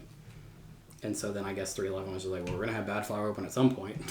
I still rock with 311's like older songs. Yeah. I didn't know they were still like together, but They played both Columbus and Cincinnati on that tour. And I was like, both of them. I'm like, I want to go see Badflower, but do I want to go spend $70 to see an opening set? And like the couple 311 songs I know. I know like Beautiful Disaster and Amber. That might be it. down. Down, yeah. It was good. I like Badflower. Wish it was longer. Understand why it couldn't be. Glad my show didn't get canceled. Yeah, that sucks. Happy I gotta go. Sucks our homie. Worried about my band's lead singer. Yeah. Worried about the state of the band that I like quite a lot. Because without Badflower, I don't know if I'm even in the rock scene anymore, truthfully. Yeah. Like, a lot of these pop-punk bands, now that Warped Tour is not a thing, keep, like, touring with all these, like, rock groups. Like, Point North. Point North's a pop-punk band. The fact that they're touring with Badflower, I'm like, hey, cool. Like, I didn't see these two combining. But Right. Point North also started doing, like, Ghost Inside features and getting harder. When, like, before they were, like, electronic pop-punk. Mm-hmm. I'm all for it. Point North, I seen in Hoosier Dome, which is 100 capacity in Indianapolis, opening for Stan Atlantic and the Fame. I remember you telling me about the Hoosier Dome. Hoosier Dome. And it's 100 people. It's a house. Yeah. So I've seen Point North before they released anything. They were touring with they didn't have enough songs, so they were doing a Hammer by Nothing Nowhere cover that like pop off that they ended up releasing. Yeah. But me and Ty have been following them since they started. And their drummer, he was drumming for the Black Veil Bride's solo vocalist tour. And I was like, I know this guy. I was like, I don't know why I know this guy, but I know this guy. And then I was like looking up his name. His name's Sage something, which is a weird enough name where you can just look it up. And like, he was a touring drummer, did stuff for like Disney and stuff. And was Andy Biersack's drummer for his whatever tour he was doing. And I was like, that's how I know him. That's how I know this. It's like, now he's in a band. Andy Biersack does not put on the best show in the world. He does the thing where, like, Ronnie Radke does too. I've seen Ronnie Radke live, as shameful as that is for me. Ew. Only at Warped Tours. That is my defense. It's like, it's only because I was there and they were there. But He did it on purpose. They both walk to one side of the stage, like, put a fist up. Walk to the other side of the stage, put a fist up. And then come back around and go like this. And then go back to the other side of the stage and go like this. Didn't the Black Veil Brides guy, like, dive at a crowd member one time? Probably. I feel like I've seen a video of that where somebody was heckling him and he just was like, you know what? Like, yeah, I've seen Ronnie do that. He just dove into the crowd and started throwing punches. I've seen Ronnie do that. So they are friends, so maybe it rubs off on each other. Birds of a feather. Not at the show I seen him. The only time we've seen Black Veil Brides was the solo, just Andy Biersack show. It might have been a solo tour But like his solo- that I saw that video. His solo stuff, he only had a guitar player and a drummer on stage, and it's basically like rock pop. It's like, it's rock with like party beats. It's fine, but it's not what Black Veil Brides makes. I would see it more in a Black Veil Brides where it's like doing arena rock and or screaming. Dude's from Cincinnati though. So I see him at Bogart's and he kept like, oh, here at Bogart's I did this and this and this and this. Kind of like how the Light the Torch, like Howard Jones kept going on about Donatos. Like, Yeah, we saw, Killswitch Engage. You heard of them? No? OG metalcore band. Yeah, one of their singers, he left. He started a new band, Light the Torch. We've seen them live, and when we saw him, he was just like, I'm not even kidding with y'all after the show. Like, I'm about to feast on some Donatos. Like, he's like, we're in Cincinnati. Like, I'm hitting the Donatos. Like, hey, Donatos sound good as hell. I don't blame him. One of the Donatos in Columbus has opened up their basement as a venue now. Is that the one that, what the fuck is up, Donatos? that's the one that's by like the campus, ain't it? I think so. I just seen that the Sonic Temple like after show was going to be at a Donato's, and I was like, well, it's comedy. That keeps happening. Like Blink-182 just played like an Arby's or something, and All American Rejects keeps doing it. Not the Arby's though. Seriously though, like the Denny's video is coming to it's real life now. Blink-182 had that band open for them a couple of days on their last tour. Like the Denny's guys. I listen. Guys? Yeah, that's freaking hilarious. I listened to like part of their EP or whatever. I'm like, these guys actually kind of go hard. I forget the name of their band though. I'll have to look that up. They had later. their One More Time tour. They had them open a couple of dates around their hometown. I'm like, Blink-182 is calling back to the Denny's guys. Like that's awesome. I'm like, these guys get kind of legit. I'm weak. Fancy Some More is a whole lot longer than Fancy. It sure is. It's an hour and a half. It's like a whole bunch of remixes from what I could gather. Why do you need to remix? Remix. Hold on, I'm looking up the What's Up Denny's band. That's his next pick. Now he's gonna change. I keep seeing like Harm's Way open for bands too. The metal mosh meme.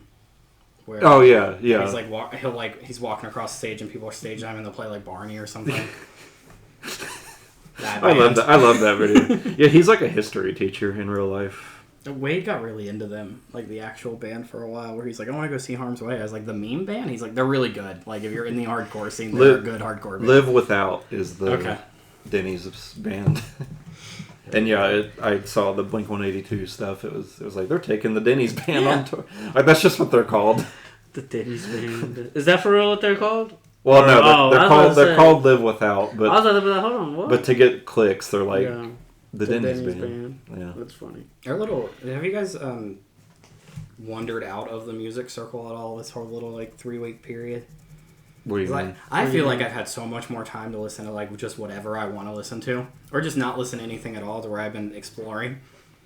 Yeah, no, I've been listening to a lot of just older stuff. I just kind of been in that mood, but I've listened to, and I've listened to a couple new albums as well, but. No, yeah, I have listened to stuff outside of our review, whatever. I think this time around I spent less time listening to music besides what... I also did that. Where I would be like getting my headphones and I'd be like, do I really need to listen to anything today? Like, I'll just not. Nothing changed a whole lot for me, just... some days where I would listen to one of our albums, I would just listen to a different album instead. Like that's pretty much all that changed. I found like a band that really reminds me of Sound of a Smirk, but like bigger, called Born Without Bones. I was like, hey, this sounds like that other band we've listened to. I was gonna recommend. I found a band called Football Head that sounds a lot like the 2000s rock that like I love. I'm like, man, somebody's doing the 2000s stuff this well. The butt rock? Sounds like Trust Company and like... Oh, okay. like the skater music type. Like, hey, somebody's doing this in this scene. Like, yeah. You can just say like Tony Hawk style Yeah. music. I get what you're saying. Not even so much like the Disney Tony Hawk game that had like that had downfall on it. The Mark Echo getting up style. We talked about that on our way home last night. There's a Disney game from the PS2 that you could like skate as like Simba or Woody or somebody else, and they had also a really good soundtrack. It sounds like that soundtrack. Hey. Simba mosh pit into Simba. downfall. Yeah, like it's way harder than it should be on any Disney game, but you gotta have the soundtrack if you're gonna do a skating game, I guess. Gotta. It's a must. Rev wants Pop-Tart. We don't have any Pop-Tarts. Let's say let's bought some Pop-Tarts. Bring me one It's too. really surprising she has not came in here. This house is not big. She can hear us. Fearing me so. You know, like the whisper, kind of slight scream vocal. Trust Company's cool. Yeah. They're back. They're doing stuff again. I really only ever heard stuff from that album. Yeah, the Downfall that's all album. anybody's heard. But piano. I've been listening to a lot of Gloom in the Corner, which sounds nothing like anything we've listened to today. this time. I kind of, well, I guess we'll just do the segue. We're reviewing Fancy That by Pinkpantheress.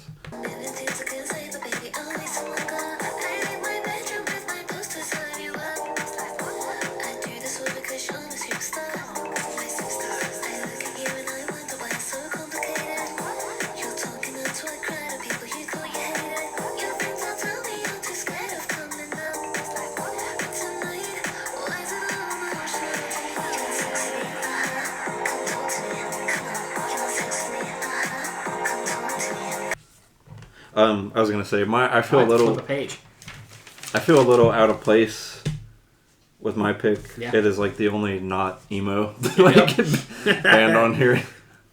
And kind of like we were saying earlier, this is like the final stage, the evolution. Like we started with just acoustic guitar and guy, then we got band, and now we're like, actually, like let's just throw in a whole bunch of electronics in this as well. Probably just one member though. I don't know what the team. Nah, yeah, I think it's just her, and then I mean, I don't think she like self-produces It's a weird anything, but it's a weird note that I have to shove in before we actually start talking and doing the actual intro. But like, nice to know you has 12 writers on it. So that's great. Well, okay, so maybe the thing about that is if you look at the credits for a lot of these songs, it's the samples. Oh, okay. So like, That makes more sense. Tonight has Brendan Urie as a writer. Oh, He's not, but they sample a Panic at the Disco song on okay. Tonight. Didn't catch that at all. It's very so. I read it down. They sampled "Do You Know What I'm Seeing?" That's off of Pretty Odd, Okay, and then I wouldn't know it's anyway. just the opening like little orchestral string. But just for that, they had to credit him. Fair enough. So the 12 Did writers. they just credit Brendan Urie, or did they credit the whole? You could like go to the whole Tonight, band? go to Tonight, and just go to the end, and you'll see Brendan Urie. But like, he probably didn't even write that song. He wasn't the main writer in Panic. I mean, Oh yeah, that Ryan Ross, Spencer Smith. Yeah. Those are the other two. so there you go. So like, yeah, the credits are just the samples. Okay. Fair enough. Yeah. Nice to Know You samples this band called The Streets. Well, I mean, they're not a band. He's like he's a UK like rapper. But Oh yeah. But Pinkpantheress, fancy that, came out May 9th of 2025. She or they or whoever currently has 38.2 million monthly listeners. on Spotify. Sheesh. That's crazy. I didn't know that till today. Yeah. Honestly, till you Daniel mentioned it, and I was I like, didn't for notice real? it until last night when I was writing notes. It's crazy. I got a 96 out of 100, and it says, "What if Charlie XCX snorted glitter instead of Coke?" You know what? That's that review is kind of more accurate. Like the more you think about it. Yeah. It's Well, funny. that's why I took it. Somebody else, and when I filtered it worst to best, because that's normally how I start these, before realizing I was just going to pick good reviews. Somebody just straight up took that review and said, like, turned it as a negative. Like, I guess might as well have I guess copied and it's pasted which it. side of the glass Yeah. are you on? Yeah. But, yeah. That's I mean, Gave you it know like what? a 20 with the same exact review. He ain't wrong. Like he's cooking. He's on to something. Yeah. He's cooking. So yeah, I discovered her last year. She was the one and only list or on my top EPs of 2025. This was the only one that I had. Is it an EP? Not really. Okay. It's classified more as a mixtape, but I figured, That can count. I'm like, yeah, like it's not a whole album. It's like 20 minutes. Like That's I think we can count it. Same shit to me. Right. It's shorter than Tristan's EP, so Yeah. I mean, I got that going for me. Way shorter than the Bring Me one. So I would say it would count. Yeah. But anyway, yeah, It's I 9 songs long. Shorter than the 7 song. and one of them is an intermission that I always forget is even on this. Yeah. I didn't notice it until yesterday. Right. When you listen to the album without looking at the tracks, you never notice it. Yeah. Like, it just sounds like noises. Yeah. It literally, The song noises, not... it literally sounds like the beginning of Noises. Yeah. And then you're like, oh, hold on. This is actually its own I'm thing. like, oh yeah, like, there's an intermission on this. Because it's what? Only, like... Let me see, like... It's 25 seconds. Yeah. It does not feel like it, No. though.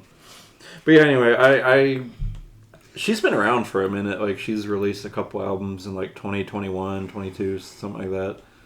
I hadn't heard of her until last year when she dropped this, and she was kind of getting more notoriety. But she's really blew up recently, especially with the Olympian Alyssa Liu, the ice skater. Yeah. She used Stateside as, like, her song. backing track for her routine Mhm. in the Olympics this year, or a couple weeks ago rather. And I think that like gave her a pretty big boost. Like she was already in the millions and millions, but obviously Alyssa Liu's kind of become a pretty big star, so that helped. And like you said, she did that whole remix album of this with other famous artists. It was like a new release on the record stores that I follow. I was like, wait, why is this a new release? And seeing that it was like a new thing. Not that I dove. Yeah, like I'm good with just this. Like I don't need 80 remix tracks or Don't need whatever. this 20 minutes to be an hour and a half. Exactly. Yeah. I did like the little, like, when people just talk. Like the phone call they have in Stars. Yeah. I like that. She throws stuff in like that. He's like, I don't have any of your stuff. She's very British. She's so British. She, I think it's nice to know you. She just goes, stop it. I like her little, like, when she talks and does little stuff in the songs where it's just like talking. She has a real like playful energy Yeah. to her music for sure. Mm-hmm. But yeah, like that's that was how we talked about like this being a bite-sized kind of 20 minutes as opposed to hour and a half or whatever. Yeah. It made this album you gotta dub me over now. It made this EP mixtape, whatever you want to call it. It made it very addictive for me. Like I listened to it quite a bit last year, like as we were doing our year-end lists and stuff. But when I was listening to it this time around for review purposes, I don't know, like it was just like I just want to hear this again. Like it kept something about it just drew me in. Mm-hmm. There was always something new to discover. Like there's tons of samples in this, as we talked about, and there's like hidden little things like you mentioned. I mean, the phone message isn't really hidden, but there's like kind of things like that all over this project of just things you wouldn't pick up on first, second, third listen. Yeah. What are your thoughts, Tristan? I don't know. I don't hate it, but I have moments of it where it reminds me of things that I don't like. So yeah, like that's the thing. Like it is very like TikTok esque core, like whatever you want to say. And usually I would not like things like that, but I don't know. She just has a way of making it work. Yeah, I think with her, her way of blending it and like what she does with like the talking and then like still having the beat, but like still having the beat with the phone call going on. That was like really the drum and bass. The drum and bass was still hitting, and then but they're still having the like the her just like them talking. I think the drum and bass is so bouncy, like it's almost hypnotic, you know, like it's definitely like a clubby. I feel like every time I listen to this, I feel like I'm at the club. I'm just just dancing it off. I'm not gonna lie though, I could go without Illegal. I did not like. I don't know about that. Oh, that's like her big song. And I know that's like her big. That's like literally. There's a video to it too and everything. And I was like, I don't know. It's in our year-end video. It's the one I pulled for it. I couldn't go with it. I'll put it this way. There's not a song in here that I don't like. I really do like Illegal, but I will say it's not one of my favorites. Yeah. What's funny though is Illegal is how I got introduced to her, but not because it was. I mean, I guess it is in part because it's the popular song, but I was playing this series of games last year called Danganronpa. It's a Japanese well, it's made in Japan, but you know it's like in English and whatnot. Mm-hmm. But it's like a murder mystery type game. Yeah. And there's a track in there that I swear Pinkpantheress sampled, and people on the Danganronpa fans were like, "Hey, check this song out!" Like they sampled Danganronpa. So that's how I found her. I'll play you a little snippet here and see. Well, okay. Do you need me to play Illegal first, just for like? I know Illegal. No. You guys know Illegal. We got 3 weeks with it. 3 weeks with it. But this song plays like when you're like figuring out who the killer is. Which is Illegal. But doesn't it kind of sound like that? Like the synths? So I'm like, that's cool. Like, I really like this game, and I'll check her out. And I'm glad I did, because like this, I mean, obviously it was my, again, I say top EP, it was my only EP last year, but I do like the way it goes from Tonight to Stars, and it's just kind of like a the transition from those like, two the two is incredible. Is nice. Probably Stars is probably my favorite song on the album. We all have different songs. What's your favorite song? And then Tonight is probably my second one. Hang on, I was just getting back to the album. EP. EP. My favorites. EP. I wrote down 3. Again, though, I don't. Well, I did have a least favorite. It's Nice to Know You, but not that I hate it. It was just my least favorite. That's my favorite. I somehow I say I'm like we always do this. Yep. If I had to rank them though, well, not like, but my top 3, I would say Tonight is my number 1, and then Girl Like Me, and then Romeo. Yeah. Are my. Nice to Know You reminds me of the Grimes feature in the Bring Me the Horizon song. I guess it's just because she like kind of sings in that song, and she doesn't really do that in these other ones. Like it's kind of just more like a rap, like a rapping, talking vibe that she does. Not that throughout most of the album, but she like does sing in Nice to Know You. It almost sounds like yeah, I like it because it sounds like the only thing I know from Grimes is that feature, but it's a good feature. Oh, you don't really know Grimes. It reminds me of Amo. Her work. Because Amo, the Bring Me Horizon album that everybody hates, I just think it's ahead of its time. So that feature of having like the electronic whatever sounds like Nice to Know You. On the Nihilist Blues is the song. Now that you mention it, I do know like some of Grimes' songs, like just by herself, not feature, but it does kind of sound like her. Okay. Now that you say it, I guess I don't know what she sounds like outside of Nihilist Blues, but kind of just like Nice to Know You. Okay, fair enough. Maybe I like Grimes. Maybe I like. You like I like. I did like Grimes, and then Now you just gotta feel bad for her. Having to fight Elon Musk for kids. Yeah, sometimes it's hard to look at an artist the same. Yeah. But yeah, there's a this is gonna sound more negative than it needs to. That there's a lot of things on this that I would normally hate, and I don't hate on this. Like the 2-minute song lengths would be something that would normally turn me off. the not deep lyrics, the whatever, but I don't hate it here, and I'm confused on as to why. The song lengths are kind of a double-edged sword, because sometimes I wish Tonight, or just whatever given song, was a little bit longer, because I'm like, oh, I don't want it to end, But, and it's the longest one on here. But at the same time, she purposely makes them short enough so where it's like you just want to hear them again and again and again, They come back the to fish generation are all in where we don't have an attention span. Past attention 2 seconds. After 2 minutes, we're bored. We're out. We're done. This is boring. Where I like my 7-minute long multi-part songs. Yeah. I do like Stars is definitely my favorite song, but I do like it about how she's like telling a story about like how people just struggle with drugs, like somebody just struggling with drugs, hanging around like the wrong like crowd basically, and like the whole like being like paranoid about like I had no idea that Illegal was about weed until like a few days ago. I don't even know that. I didn't even know that. It is. I just figured it was her just talking about a boy. Yeah. But no, it's actually about her like buying weed. Maybe I should have looked into it more. That's funny. I was playing golf. That kind of blew my mind when I'm like, oh, wow, like this kind of paints the song in a new light. I was playing golf with your friends last night with the lyrics off to the side, and every time I looked over, it was like, "You want to have sex with me?" Or I was like, "There's nothing here lyrically. I don't need to pay attention." I mean, yeah, Tonight is not the deepest as far as lyrics go, but I would listen to Illegal again with that in mind. I will, and it might change your mind about it. It seemed like I most might of these change my songs were mind just now.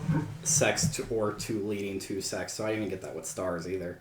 Because every time I looked at it, it would be like, I didn't have fun in bed, or something along those lines.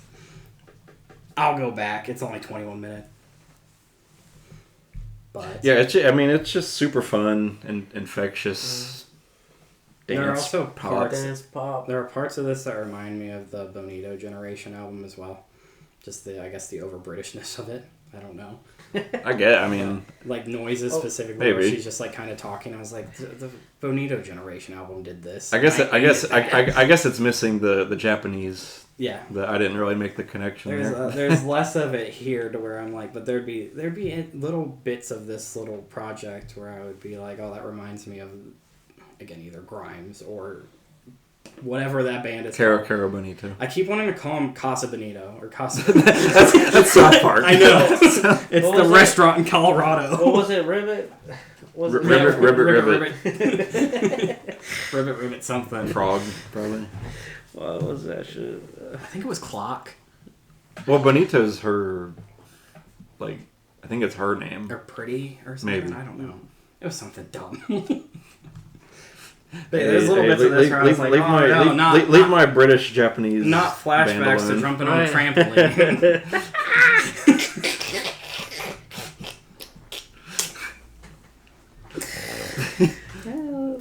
I gotta have one lose Ulysses per episode.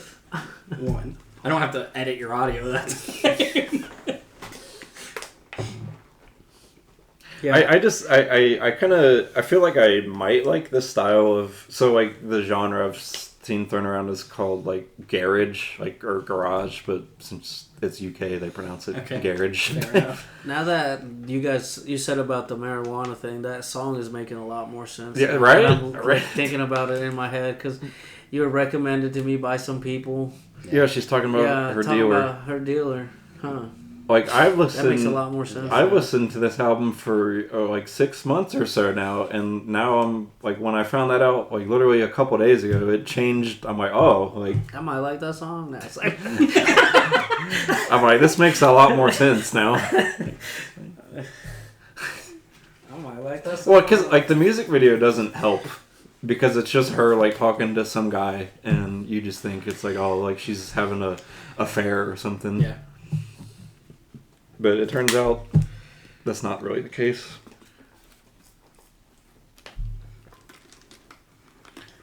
The actual written lyrics for all the Dashboard songs are also it seems like it's short if you just read the lyrics. Mm-hmm. The songs are 4+ minutes, but it's there's only a couple of lines, and then it's a repeating thing at the end. And I was like, oh, that seems like it's gonna be a 2-minute little thing. Not even as a diss. I just thought there were more lyrics. No, there's not. I want to. If my iPad doesn't freak out again, I kind of want to show you what I was noticing. If it's even like the right stuff. Yeah, Right. that doesn't seem like that long. But it's a 3-minute song. Yeah. There's one that like ends with like all right, okay, yeah, that's one. Yeah, this one. Where it's like 20 lines of actual lyrics that repeat, and then it's just all right, okay. Like there's not really all that written work. Like you could fit all the lyrics from the Dashboard album probably on like 2 pages, like as much notes as Brandon probably wrote. Literally. I tried my best. Literally. Not too different from the current thing we're talking about either. It's a lot of repeating lyrics. So. But her music makes It's more the sense. type. For Yeah, you know, It's it's the the type. dance club, like you said, dancing at the Chris club. Corral was just trying to play the guitar. Yeah. The lyrics don't matter for this. He met a girl and he had a guitar. Yeah, Like, he that's just hit that's, right. right, that's all you need to know. That's all. I know, yeah. So I really like Fancy That. Even like with the whole EP scale versus album scale, I think I would give it the same score. I would give it a 9, which is funny because you all gave your own EPs a 9. 9 is the top. 9 is the top. 9 is the top. I have a.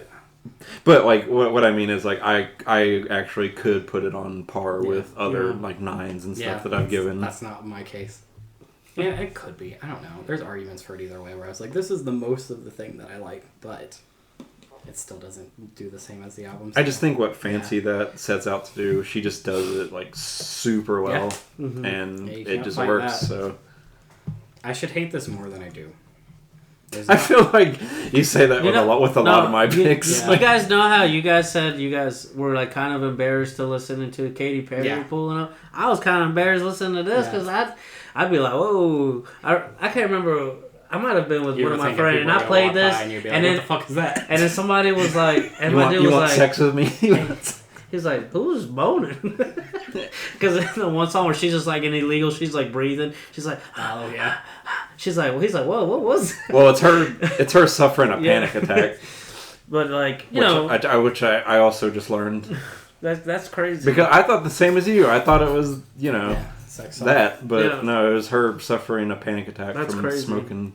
Dochi. From hitting the devil's lettuce. I'd probably go with like a 4. Fair enough. I do. It's not my cup of tea, not what I go for music, but for some reason I don't hate it as much as I should on paper. Like, if you list out the pros and cons, it's more cons than pros, but like I don't hate it. It's not bad. I do a 6.8. Avoiding that. The nice number. Yeah. 6.6.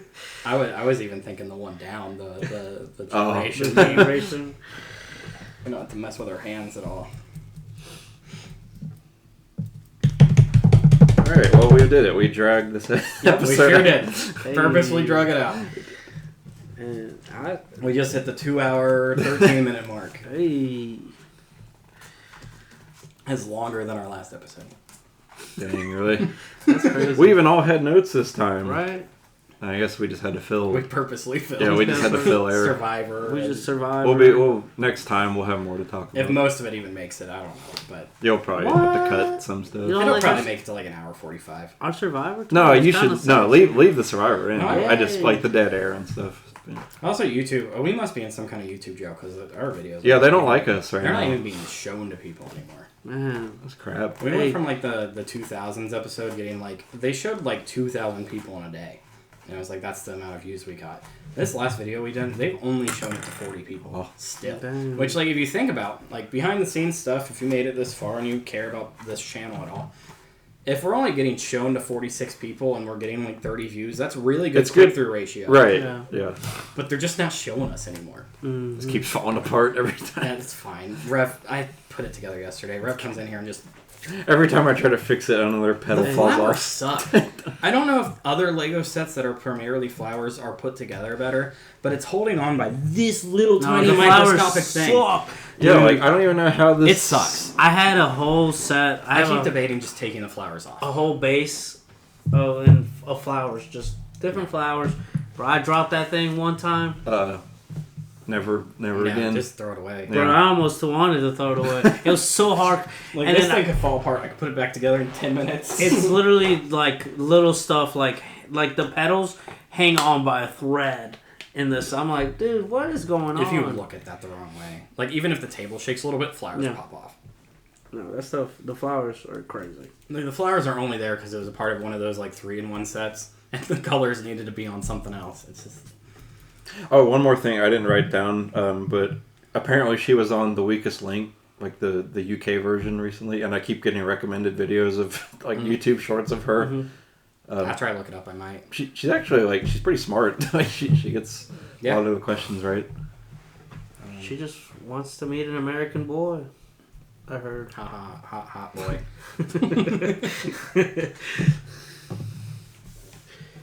But yeah, so click-through ratio is actually better than it's ever been. It's just not. They're just showing not anybody. Yeah. Why the hate? And there's nothing we can do about it. I don't know if we're like in a... Like, I got blocked the last 2 episodes, but I took those segments out so we weren't blocked. I don't know if YouTube's mad at me.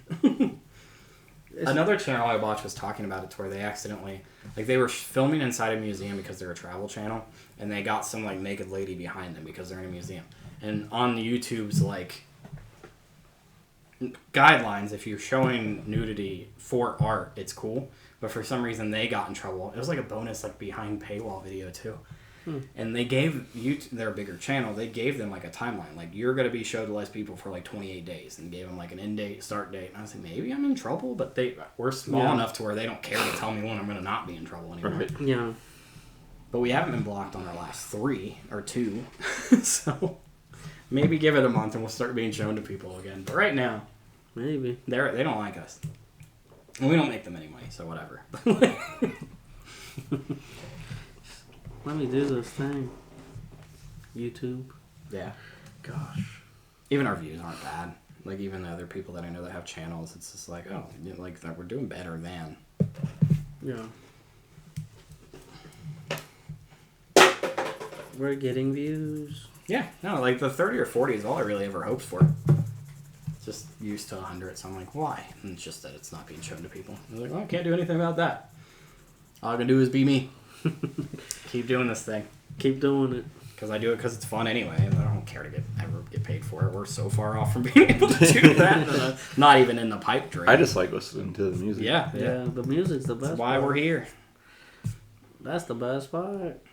Speaking of which, Gotta pick what we're what going to are we listening to next? What you about make us listen to, Bub? If I'm going first, I'd like to do this weird little like anniversary thing that I do. Mm-hmm. So the first ever episode that we have comes out like date to date tomorrow, 2 years ago. March 16th was the first time we ever released a video. Today's March 15th. So The Ides of March. Yeah. So we're gonna do Badflower, No Place Like Home. Because it's our anniversary. That thumbnail will get us back into YouTube good graces. Just continuing the Badflower once a year train, even though the only thing they have after this is an EP that I don't know if I'll do for an anniversary or just for fun. But yeah. Unless they just release another album 1 year after the last one, and that doesn't really sound like something they're going to be doing. And if it is, it'll be really dark. If he's writing an album right now, like, it'll be Ghost 12 times. Don't forget the hammer. You got one, Ulysses, or you There's want an me to go? I got song you, on it called but- Swingin' Hammer. I'm gonna do the new Bruno Mars album. Yeah, I know it. He released an album? Yeah. Dude. I didn't know that. The romantic? Was it like announced or was it Oh, like dude, shadow dropped? he's got like number one. He's got like the number one song right now. Right? I just know that he's been doing like features and stuff. Like he had the Lady Gaga song and the APT. I didn't know he's releasing an album too. Yeah, Is that his first one since 2016? Jeez. Yeah. Well, Silk Sonic. I don't- Yeah, but that's like his. I don't know what you call it. It's like a super group. Yeah, super group. Sort of. I mean, it's just Yeah. him and Anderson. That's who's opening for him on his tour. So you think they would do some Silk Sonic Oh, songs? for sure. They're probably gonna be a good time. Bruno Mars is a good timing concert If I have anyway. anybody to go with, I would. Even just like every song of his just because it's Bruno Mars. Yeah. So I was This will be my first time listening to a Bruno Mars album though.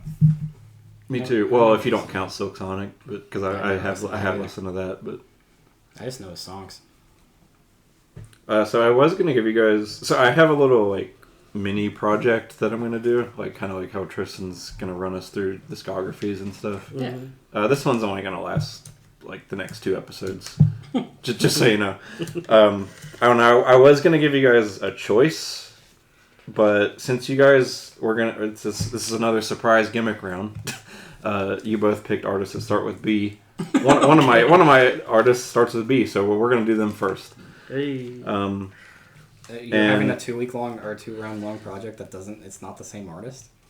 You'll get it. You'll understand when I. Are we listening to Blur? We are listening to Blur. Blur and Gorillaz. Yep, we're listening to Blur's Park Life. I thought it'd be cool to do like. Is that the one with song 2? It is not. Oh, okay. No, yeah, I thought it'd be because Gorillaz just dropped an album, and I was gonna give you guys the choice of new versus old, but then you guys both picked B artists, so I'm like, we'll just do Blur. That's where he started, right? Blur was Yes. first. Okay. So I thought it'd be cool to like see his beginnings, and then like see what he is now, which kind of spoils my next pick. But yeah, I just thought it'd be a neat little thing to do. Cool. Bye-bye.